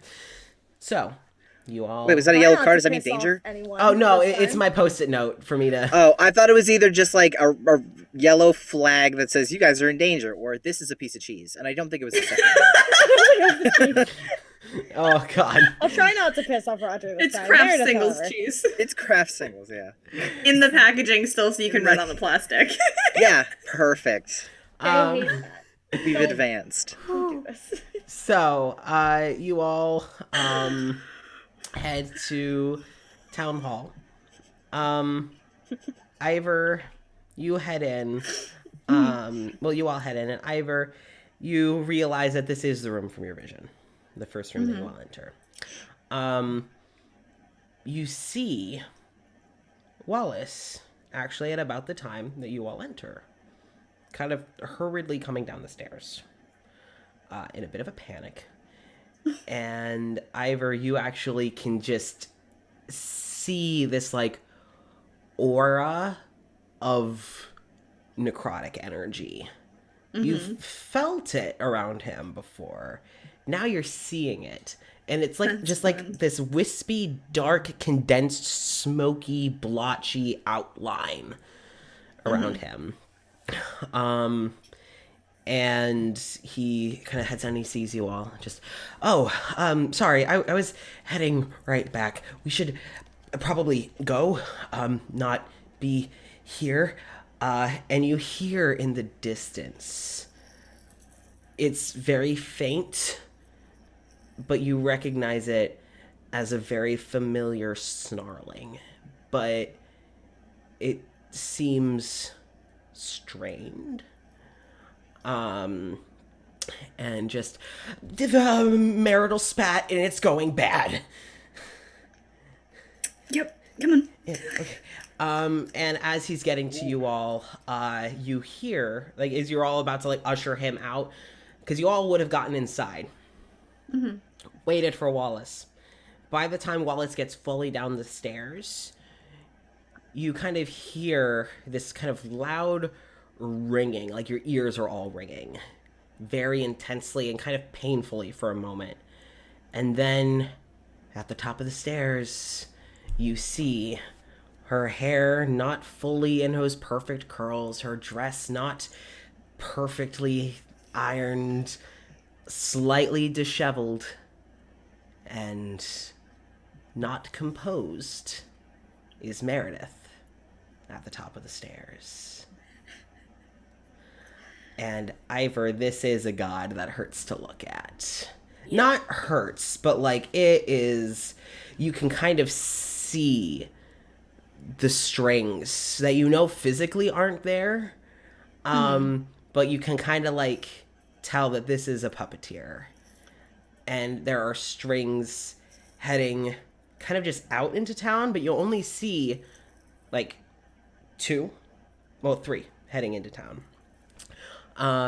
And you see some strings heading back further into town hall. As she walks down the stairs. It's like, good morning. Just the people I was hoping to see. Did you all know that I wanted a meeting this morning? Well, either way, you're all here. Thank you very much. As she's just walking down the steps, and you can hear the echoing clicks of her shoes against the wood as she gets her way down the stairs. Chelsea, are you talking? Hello? Now I can hear you. Oh, I just said Cora's gonna go in between very slightly, just Thespis and Meredith. Okay. Just slightly. Okay. Um, Thespis has kind of moved their hand to their hip where their sword has been holstered. And just kind of has it, but is just staring at Meredith. For the first time, you realize that Meredith has completely dropped their mask. Her eyes are wide. Her grin is wide with a madness to it. But also glee and delight. As she watches you all get tense, as she watches you all brace yourselves. She kind of slows her pace as she gets to the floor. But she's still slowly making her way to you all. So it seems today is the fateful day. Is that correct? You all have come to stop this little game? So you think.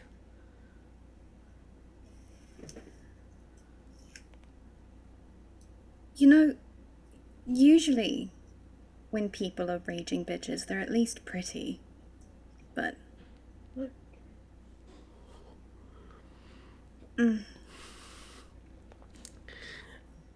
Meredith, you see Meredith just like, oh, Ivor, Elizabeth Hartland, right? Daughter Congratulations to the king and queen. Oh, the sweet princess who couldn't do her job. You think that's changing today? Really? You couldn't save your own people. What makes you think you can save these? The naivete. The willful ignorance. But I can admire the stubborn nature. There are things of myself I see in you, just layered under untapped potential. You would have done better on my team, I think. Huh. And she kind of eyes Thespis.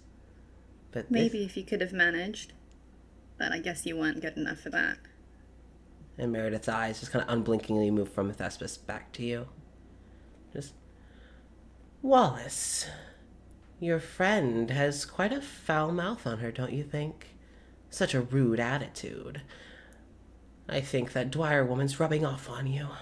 And Wallace has kind of stiffened, and he's just, my friend is right. Yes, yeah. And Wallace is gripping at his pants. And I'm going to be alongside them. I'm not under your thumb anymore. Your grip on this town has loosened quite a bit. Sorry.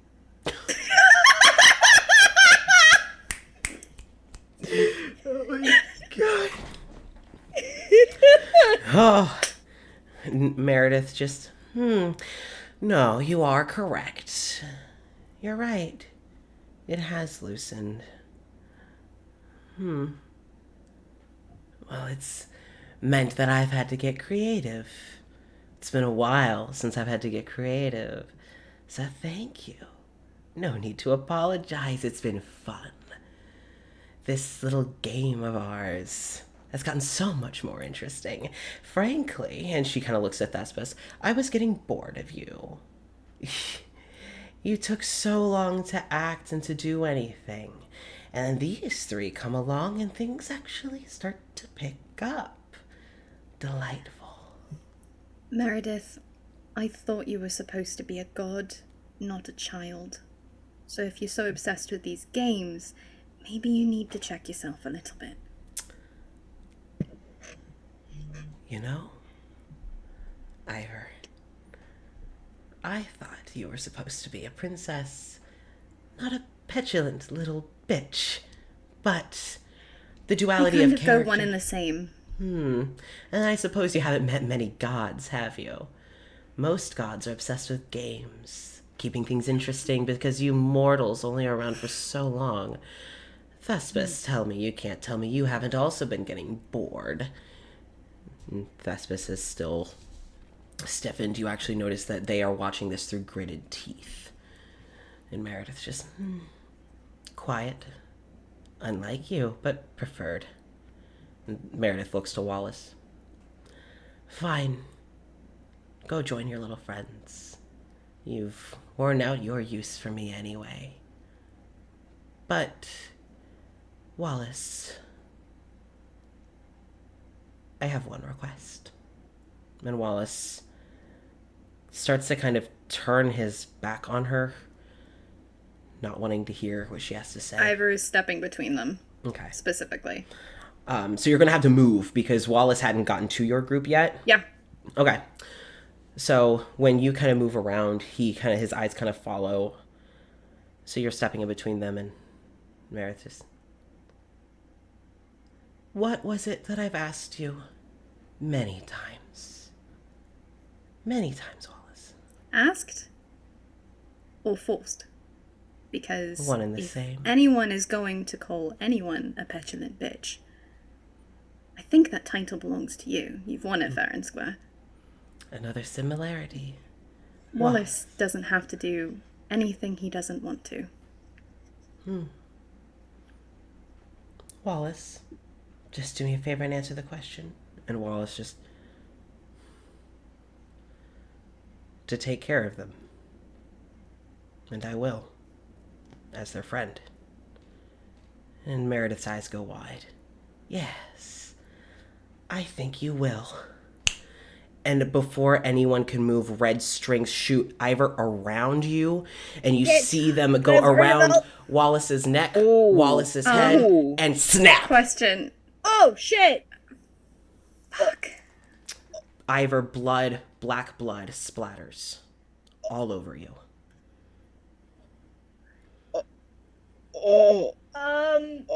That's what I was worried about! What's your question? I was gonna ask if that was a spell. Technically, it's... I guess it would be considered a spell, but it would be basically like a 10th level spell because it is a god's natural reaction. It would be like Poseidon controlling the waves. It's not really a spell, it's natural divine domain. If it's a... I will say no, because she is using an extension of herself. It's not exactly a spell. You would have to roll also incredibly fucking high. Yeah. I have a portent that's an 18. Oh shit, yeah. But it's okay. Yeah. Ivor just fucking freezes. You see Wallace's soul and fly back to the tavern. Standing before you is a husk. As the black blood starts to spread up his face and cover his eyes that have just rolled back in his head, the red strings kind of come and you see him twitching and like adjusting as the muscles in his body start to be moved by ink, as he is now completely then fluid on the strings. I need everyone to roll initiative. Okay! Oh, shit! Ah! Had a feeling that I was hesitant. Oh, Oh, my God. I knew some shit was gonna happen. 21. Okay. Are you fucking kidding? Yeah. Natural 1 plus 3, so 4! Now, I could be really mean Oh, no. and say You want to? It's fine. I'm going to Whatever. say this to the chat. Technically, I could be very mean and say that when you crit fail on initiative, you actually skip your first turn. But I will have that I'm 4 so angry. because I want you in the roll. Can I use the side bolster knack on fucking initiative? Does that count? Hold on. fucking angry. Jason? And 10? yeah.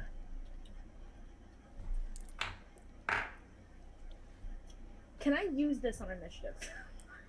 can I use this on initiative? Okay. I will Having say, a skill check. you check. Don't you add dexterity? Oh, that's what you already added. Yeah, I already did that. That's where the 4 came from. I'm angry. I will say that as the fight begins, as you feel, Ivor, you just feel that Wallace is nothing but Meredith's strings and sheer necrotic energy. Meredith, who is right by the steps, Still having PTSD. because his blood is just... Yep. Meredith has left. Thespis immediately charges after. So Thespis is following after Meredith. So in the lineup, it is going to be, not in this order, Ivor, Cora, Magna, Amir, Biren, and Wallace. I'm looking at the thing. Okay. So as Chelsea checks this, Ivor, you do go first. What you see and hear is, even though Wallace's soul is not in the body, there is still some semblance of him. Because you hear, run, stop, go, through gurgles as ink just spills from his mouth as he pleads with you all to go. Ivor, you go first. Ivor's gonna try to go. Okay. She's gonna try to leave, like run outside. Okay. There would be nothing stopping you from going outside. Mm-hmm. So you go outside, what do you do? Or do you just get outside? She's panicking. Okay. I think she only has 30 feet of movement, so if she was dashing, it would be 60. Okay. And if you dash, then there's nothing else you can do. Because I think Yeah. that takes your whole action, yeah. Yeah, so you charge outside as Wallace requested. Next up would be Amir. Unless, Cora, you can add that thing.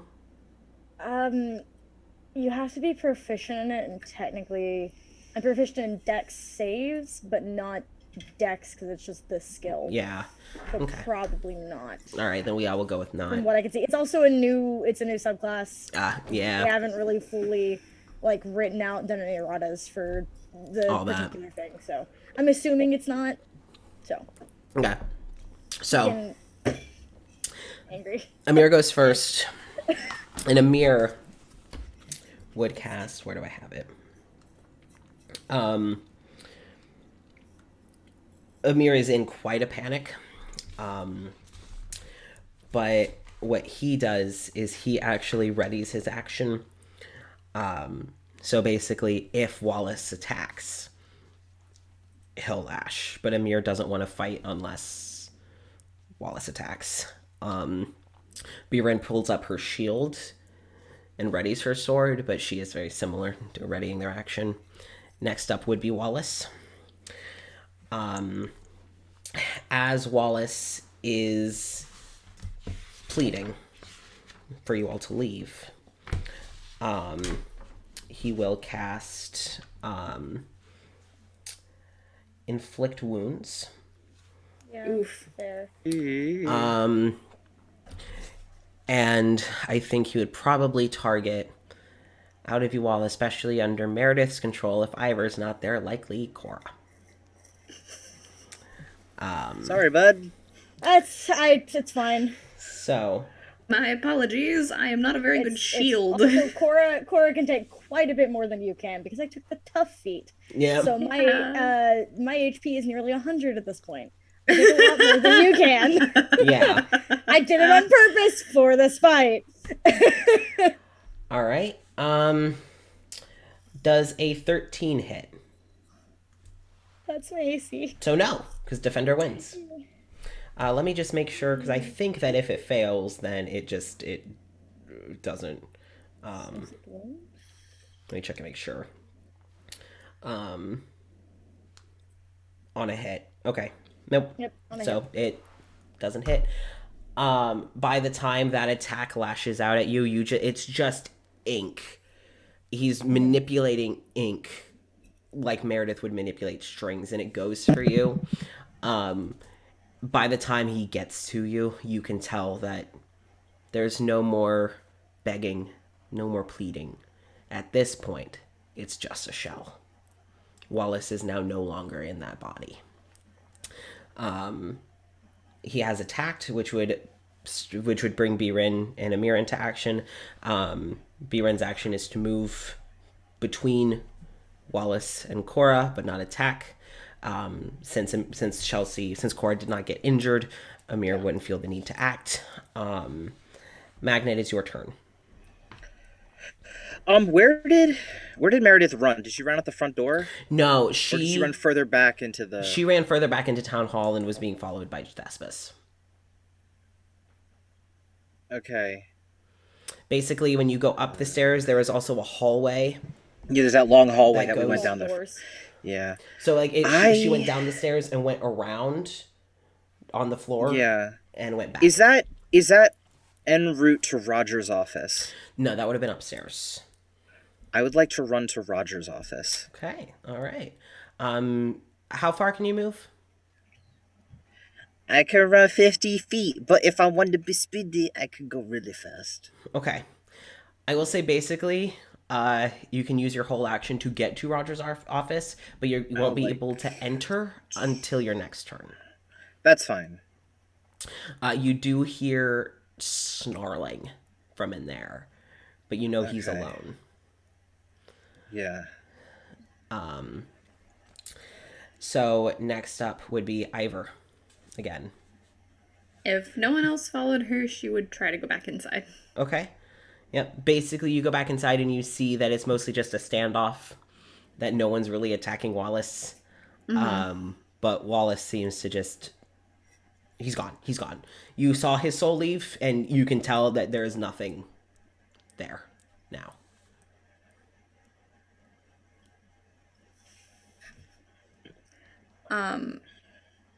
Ivor is gonna cast a firebolt specifically targeting the strings Okay. that she can see. Yeah, that she can see and only she can see.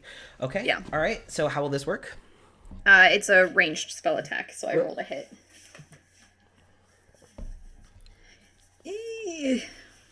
That's okay. 2d10.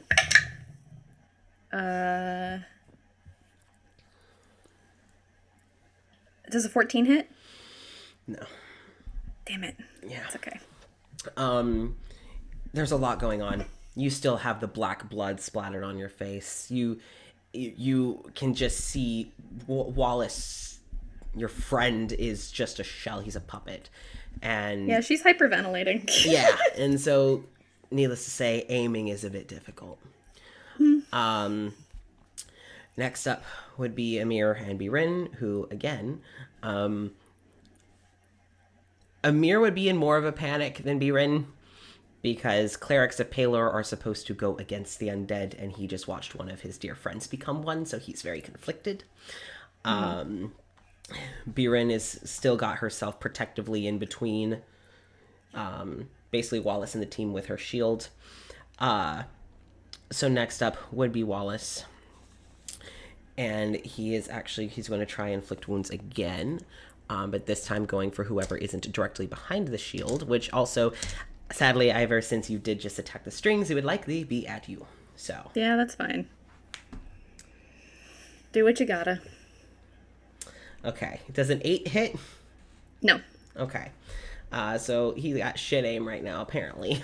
Well, I mean, he's a husk. Yeah, So, yeah. I don't blame him. Actually, no, this is what we're gonna do. It's been about 30 seconds, closer to a minute, since Wallace died, quote unquote. Ivor, you run inside, and the first thing you try to do is attack the string. You miss. Everyone else is holding their own, trying to figure out what to do. Wallace lashes out at you. You see the energy of the ink coming towards you, but then it stops. and it kind of like splatters on a shield. And you hear a voice like wind chimes. Wallace.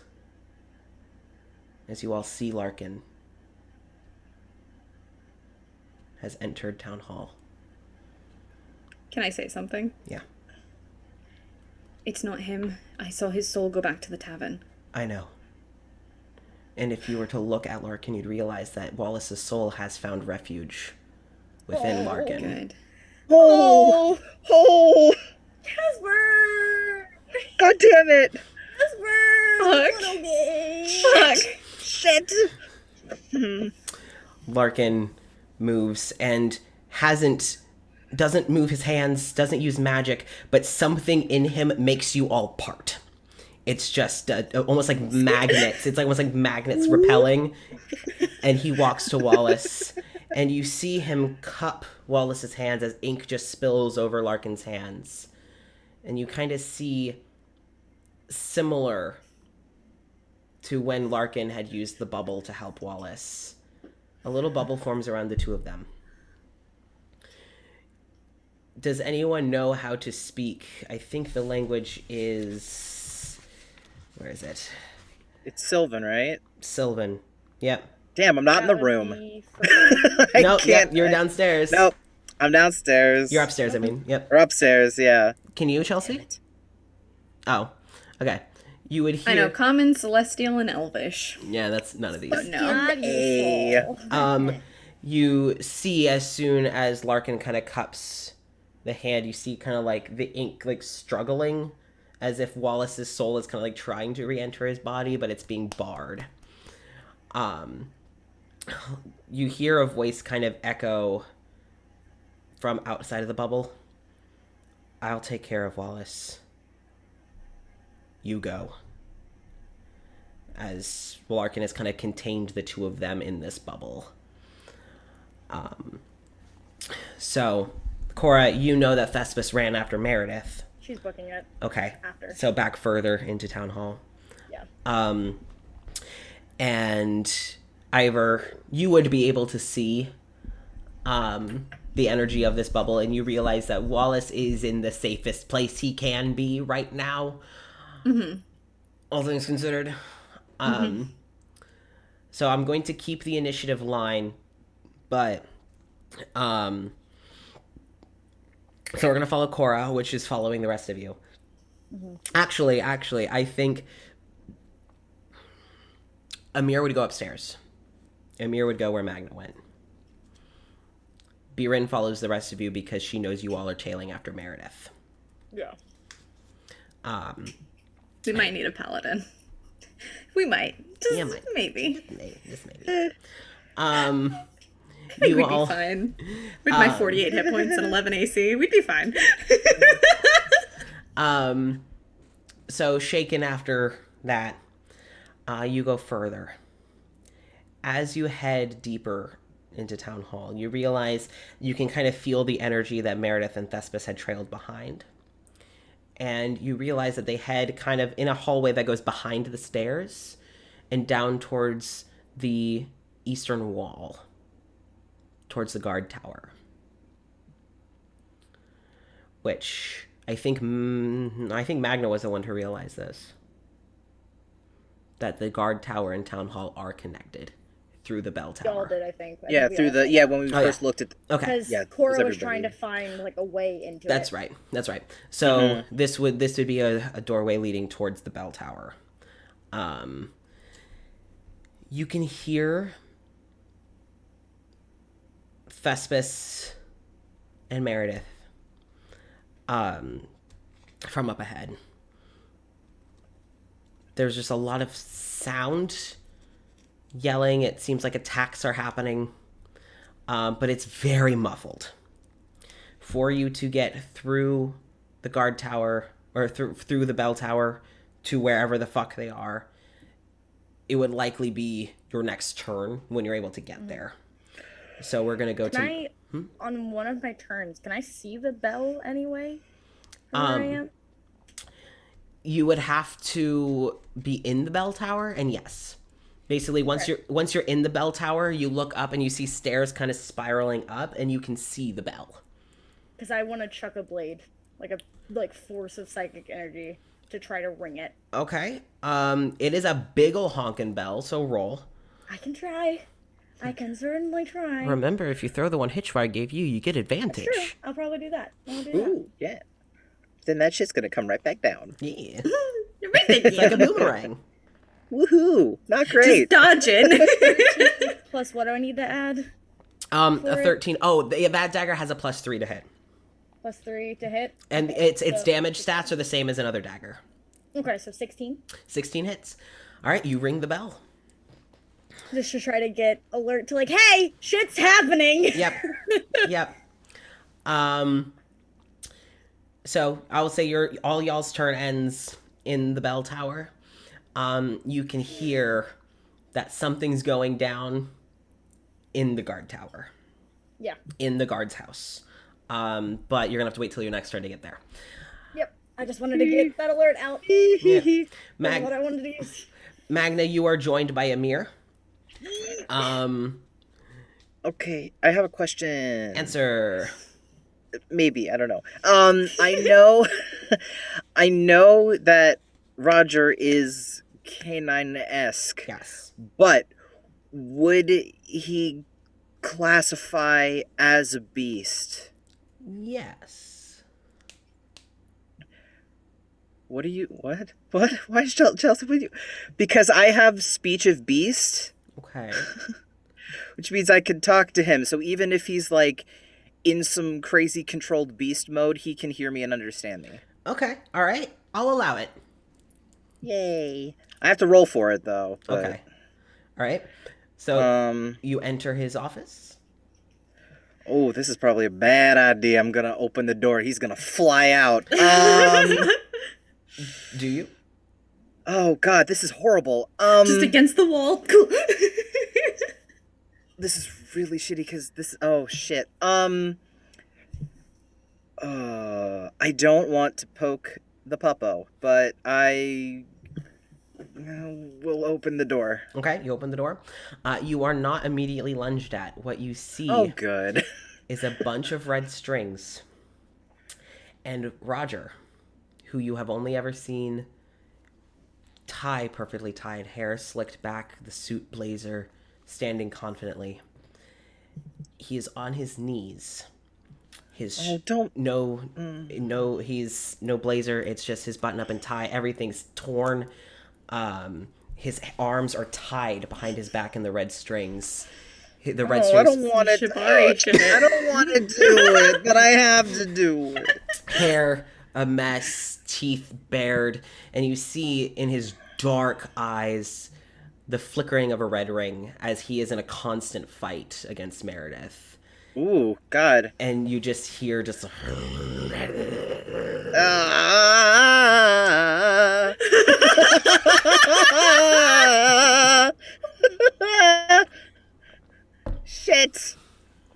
Did I even... You know that TikToker that harmonizes with everyone's videos? Yeah. I need that. Yeah. Uh-huh. God.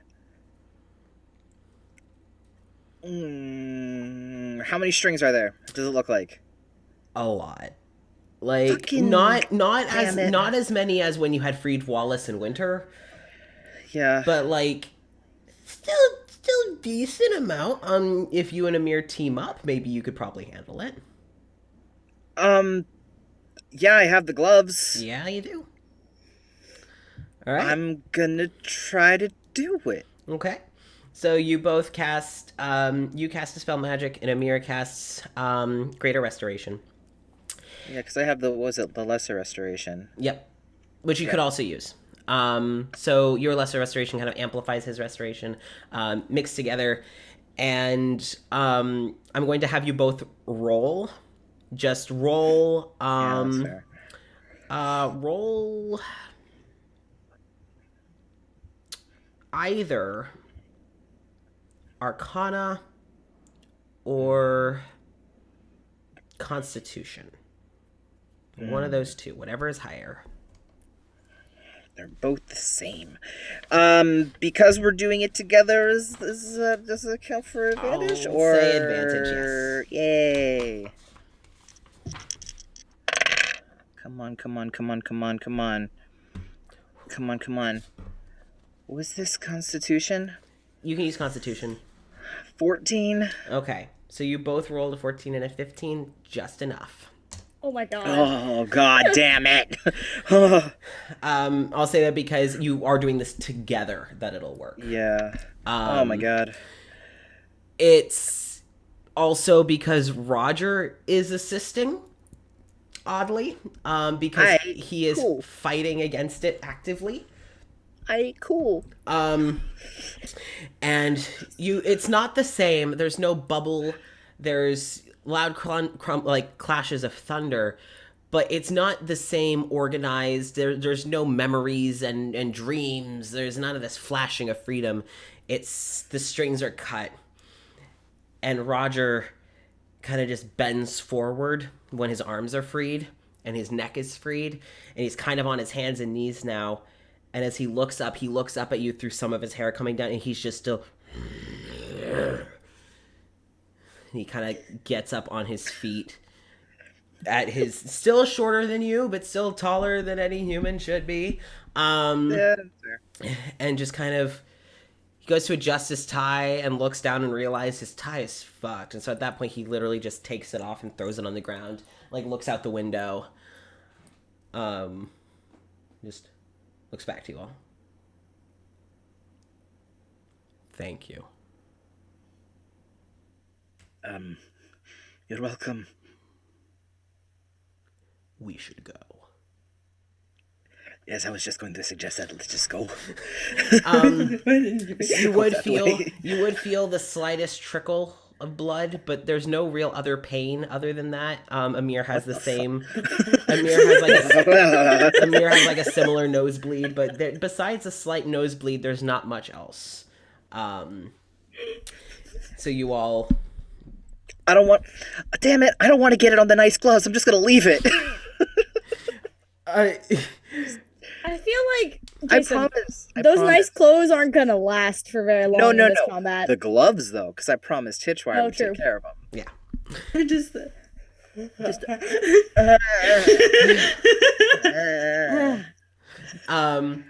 So you all kind of go into the hallway to let Roger out. If you did actually kind of smear on your sleeve, Amir would actually like kind of quickly pull out a handkerchief and kind of like wipe your nose. Yes, thank you. I appreciate that, but we really have something we have to do. Listen, I know. I'm just trying to have I any sort appreciate of that. I really get control of the situation. We're just running at the same time. I really appreciate it, but we have to keep going. You are running as this conversation is happening. You are running. You realize that Roger is keeping up with you, but he's not running. He is walking. Wait, he's walking! Oh, he's power walking. What the fuck? Again, it's like that horror movie thing that no matter how slow their pace is, they're always right behind you. That's Magna's worst nightmare. That's fucking horrifying. That is No matter so how fast horrifying. I run, and I was so excited that I could run so fast. I know, I was so excited. I was like, yes, speed, 50 feet, awesome. Oh shit, he's right. Also, that means that if Magna's about it. dashing at a walk, Roger's moving at 100 feet per round. Oh my god, what the hell? I hate it. And can't you hate also it. bonus action Just to dash run? as well? You would do 150. I don't know if I can. movement speed? I will say. I don't know. I will say. I don't know if I can. Can I? Oh wait, hold on. I think I can actually. Yes, step of the wind. Okay. Step of the wind. I will say. Oh shit! At I this can go point, really fast. At this point, Sonic fast. you would probably be you're infinitely faster than Amir now, and Roger's mostly keeping up with like Amir, and so you're gone, and Amir's just No!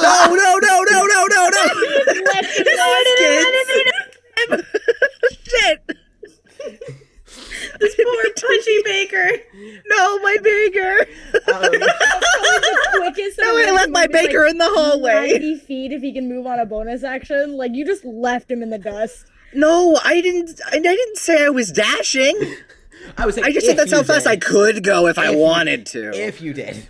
I'm not leaving him behind. That's so rude. So you all end up going downstairs.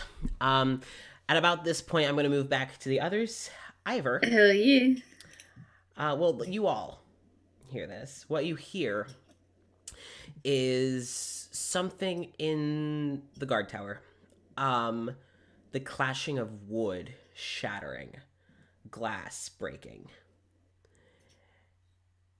And through the guard tower that is connected to the guard's office that is connected to the bell tower, that is connected to town hall. Ivor, you hear screams. Fucking booking it. Biren would also bolt. Cora, I'm assuming you also. Yeah. Okay. Yeah. Okay. You get in to the ground floor of Guard HQ. You see there is a hole in the wall. Except what's happened is it looks to be that the fight between Meredith and Thespis has spilled outside. And what you do see is Winter. Oh, shit. The room doesn't look to be like you recognize it. You realize that you've stepped into an illusion. You've stepped into a set trap that Winter activated when coming home. The illusion that you see is Winter tied with red string, but you can tell in Winter's mind she's strapped to metal. You see scientists around her in a hazy hue, and you see, to emulate the pain, Meredith has started to use the red strings to go into her spine as Winter is screaming in pain, reliving her torture. As Meredith, over there. you can hear the faint violin playing. And Winter, you're over there. Winter is not responding to you. She is just screaming in pain. As you all can see red strings kind of going like into her back. Magna, you would also hear Winter start to blood curdling scream. I'm assuming that makes you go faster. Mm-hmm. All right. You get there a few beats before Amir, but he's able to catch up. Ivor, what do you do? She's just gonna try to start ripping the strings if she can, but she's gonna be talking to her. Okay. Just desperately trying to get her attention. What you see is tears rolling down Winter's face in pain as she's screaming. You all eventually realize that she is completely in this nightmare as she starts calling out for Walter. She starts calling out for her mom. Someone, anyone. You start trying to pull on the strings, and the strings burn. Like, not anything you can't handle, but they hurt as they are active. Does anyone else try? Yeah, Cora's gonna just try to cut through them. Okay. I took a blade and try to cut through them. Okay. Amir and Birin both attempt to use their magics to cut through the strings. Similar to what you all had just done with Roger. Magna? Can I use a dispel magic on it? Yeah. So Okay. at this point, everyone together, I need everyone to roll. To hit, roll, basically whatever you would roll for your action. I need everyone to roll. 13. I can't tell. Okay. Couldn't tell if it was a 17 or an 11. It was a 17. Okay. What would you want me to roll specifically? You roll. If you're trying to get through to her and also pull on the strings, it wouldn't really be a strength check because it is magic. I'd say either wisdom or charisma, like persuasion or. Oh, persuasion is perfect. Okay. So that is a math. Fuck. I'm queer. I can't do this. 25. Okay, 25. Magna, what did you roll? 13. 13. 26. 26. Is it- Plus 1, because the I have an luck important stone. question. Yeah. Is it a +3 dagger or to hit is +3? +3 to hit. +3 to hit. Okay, because that changes things. Okay, I needed to make sure before I continued forward. Yeah. Okay, give me 1 second. The damage is just like any other dagger. Okay. So I'm just trying to add it to the character sheet.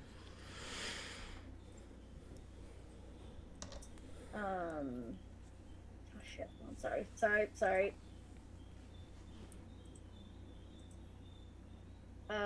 So then my dex would also add to that.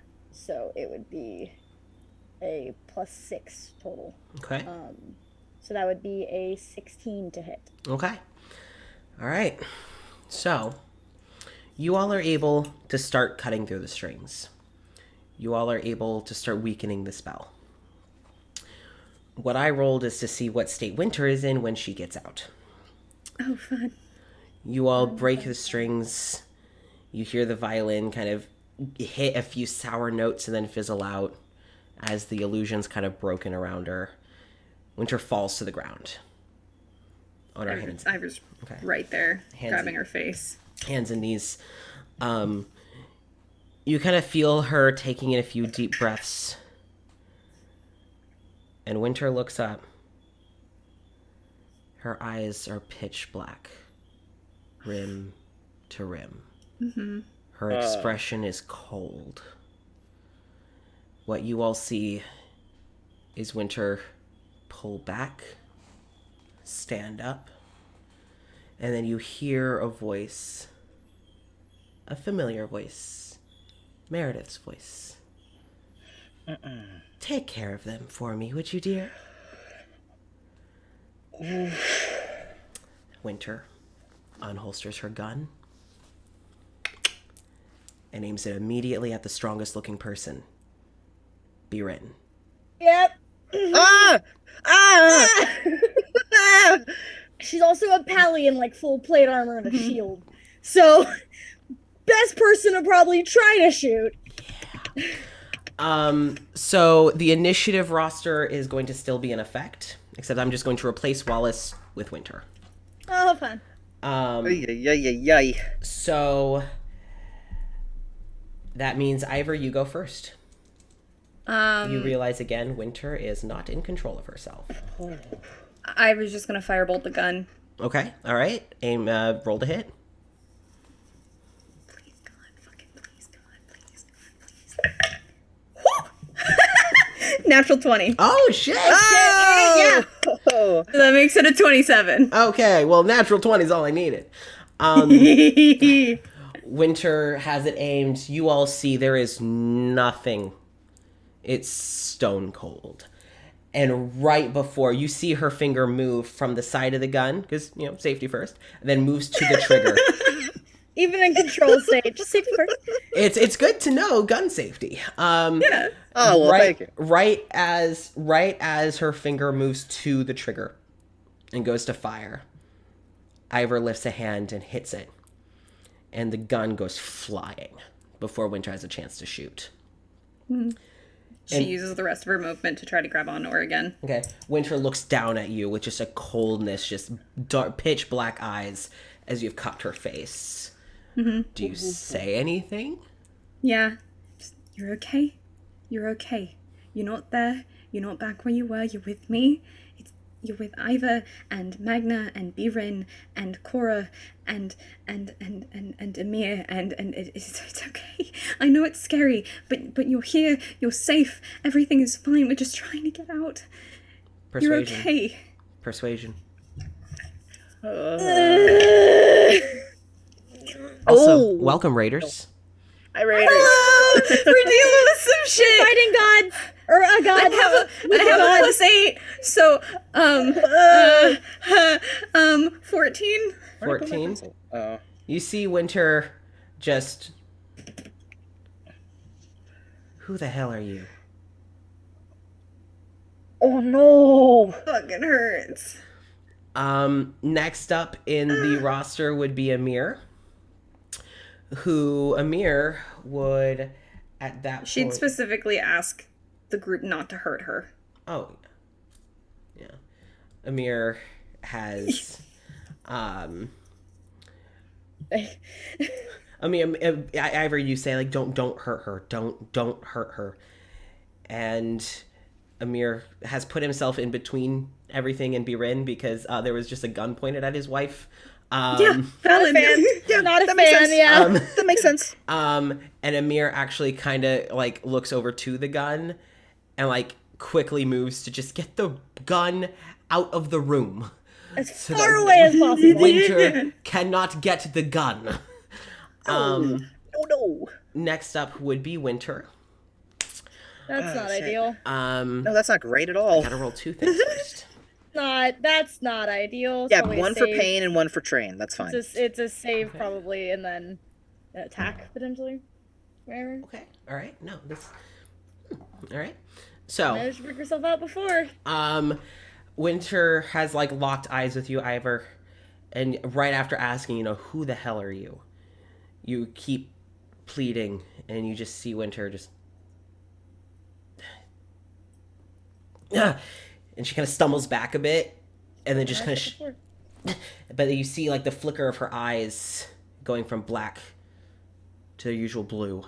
She's following after her. She's gonna keep. Yeah. Black to blue, Keeping black to contact. blue. But you eventually grab hold of her again, just in time for her to lose control again. Oh, fun. So fun. Hurt me. and- Let's go. And yeah, she's gonna grab you. And you all are going to see her pick Ivor up. Whoa! Okay. It's me! I get thrown through the wall this time! And fucking she What a gift. chucks you at the others. She's Oh, basically using you as like a bowling Fun. ball. That's valid. Her strength for that was a 23. oh, Oh, yeah, no, there's nothing holding Ivor down. So everyone else needs to roll dexterity to get out of the way. save or a check. Hit a motherfucker with another dexterity. motherfucker. Dex- A part of me was like, deflect missiles? But I'm not gonna throw her back. you start playing. Sure. You start You playing. don't have to throw her back. You start playing I know, volleyball I'm not with gonna. Ivor. Is it a No, check or this a is save, not. Casper? This She's is your not, girlfriend. I don't want her. Hot potato. She's with Ivor. mean to Take her me. back. Remember her. Jesus Check Christ. or a save? So, yeah, I would say save. Thank you.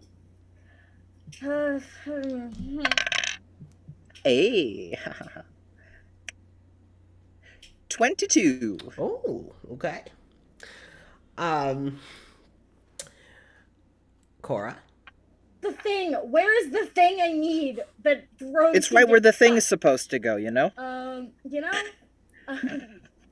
it's evasion. That's what I was looking for. So it's a 14. 14? Okay.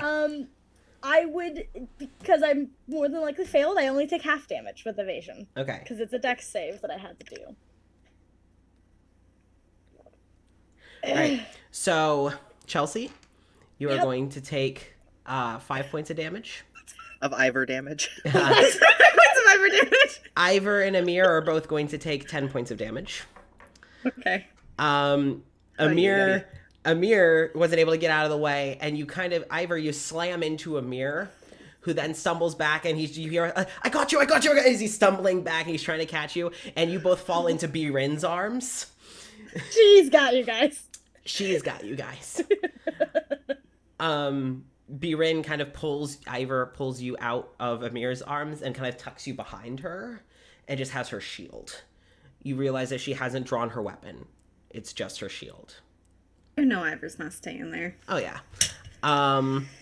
Next up is going to be Magna. It is your turn. Oh, no.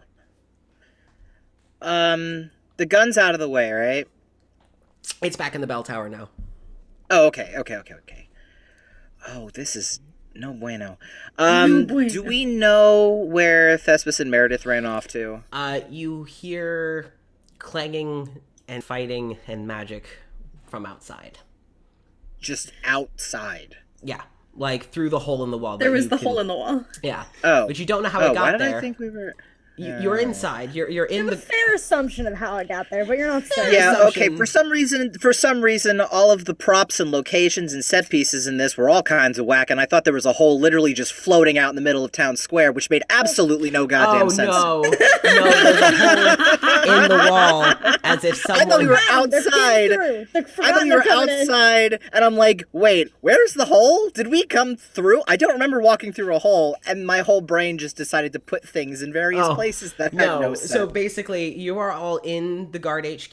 There is a hole in the wall as if someone got thrown through the wall. And there is a fight outside, and you're also starting to hear, like, sounds of, like, Mikhail and Richard and Claudius. And I ring the bell. Everyone going outside. Did the bell. You would also hear familiar snarling, but not Roger's. Oh? Oh, did he go out? You hear the monsters. Oh, did Roger summon the monsters? Someone did. Shit. Yeah, It's 50-50. Yeah, it's a 50-50 right now. It could be a good thing or a bad thing. We don't know. Yeah, you have no idea. I don't know. I'm gonna assume it's a bad thing, just for safety measures. It's a safe assumption that it might be. Sure. Just if it doesn't happen to be a bad thing, we'll be pleasantly surprised. But it could very quickly turn to a bad thing, so I'm gonna continue to assume it's a bad thing. And I was told not to hit Winter. Right. Yeah. Though I will remind you all, even though Ivor is desperate for you all to not hurt Winter, Winter can eat up damage. And you all know this. And it Yes, might be we the only way do. we can break her out without doing, like, persuasion and helping her.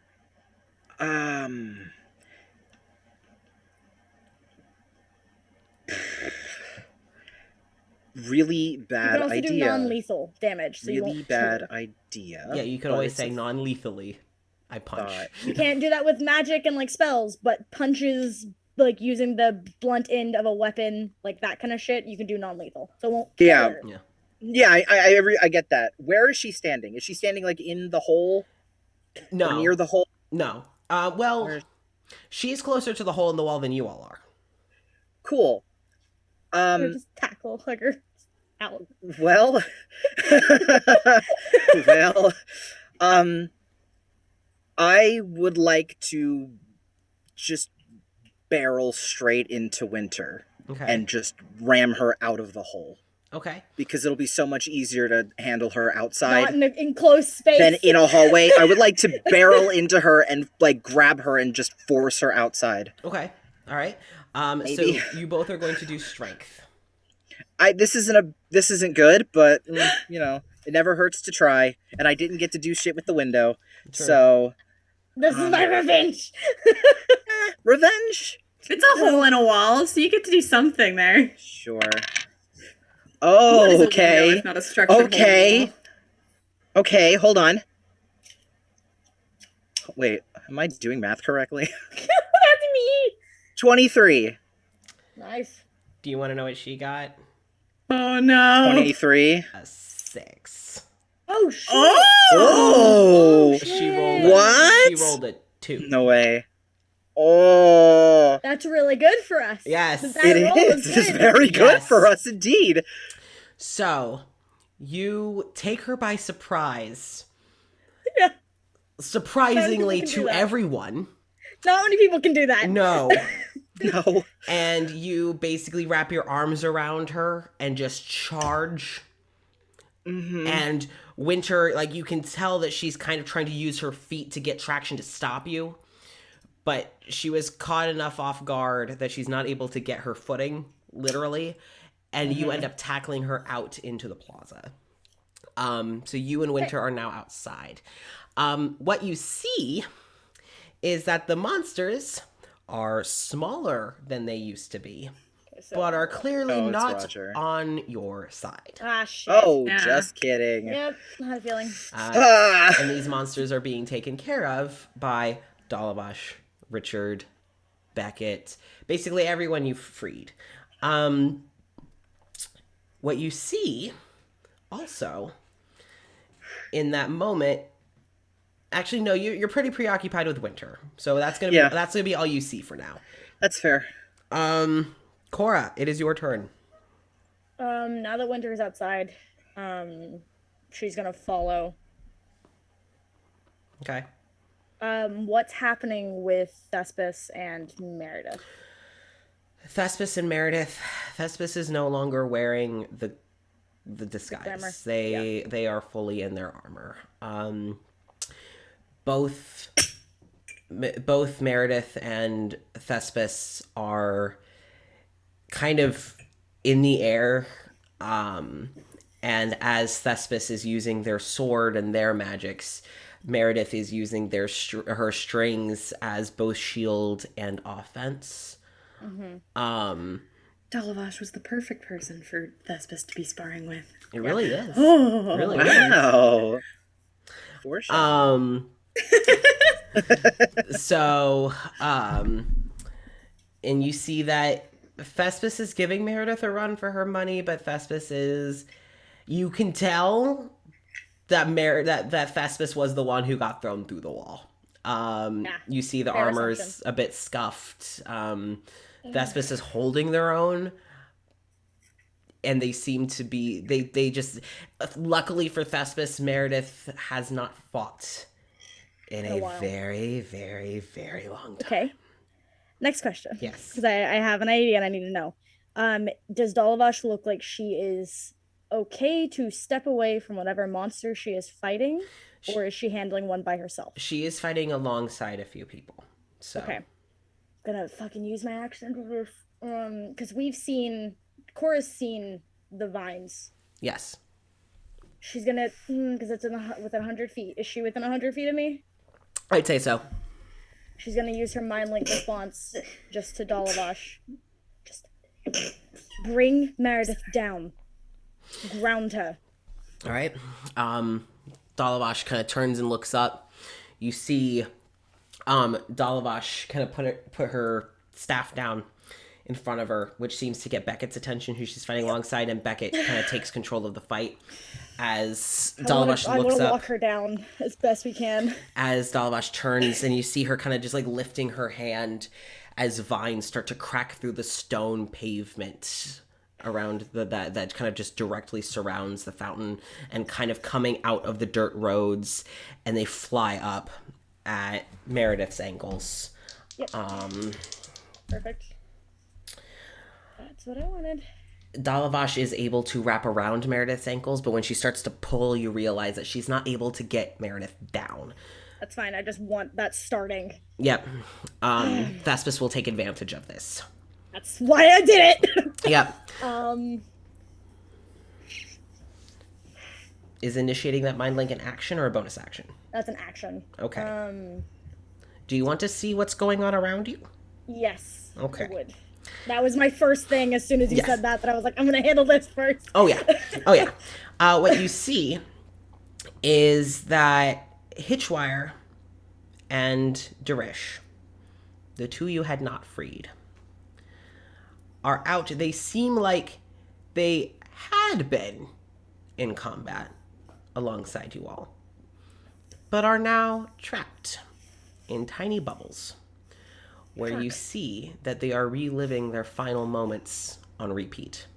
Oh no. So Darish is stuck reliving being pulled from between planes. Yep. Being ripped. Yep, and Hitchwire is reliving the explosion. And I exploded. he is Stop it. he is reliving the explosion and getting shot in the face by his ex over and over and over and over again. Beckett is trying to fight off the monsters while simultaneously find a way to get her wife out. Yeah. Mikhail seems to have like nigh reluctantly taken to protecting Hitchwire's bubble, but is clearly freaking the fuck out. Yeah. Understandably. So that is what you see is happening besides the combat. Shit. Because I still have a bonus action on my movement. And I will let you all know that the kids and Dimitri are nowhere to be seen, Good. as are Wallace and Larkin. Good. So. Okay. Cool. I will say after Cora's turn, I may request an intermission because I need. Yes, I have to go to the bathroom. So. Okay. Do we want to take an intermission now then? Yeah. Okay. So I can figure out. So what I everyone wanna do. start to plan their next move. So we are going to take a little 10-minute intermission for undrinking hours. We will return in about 10 minutes.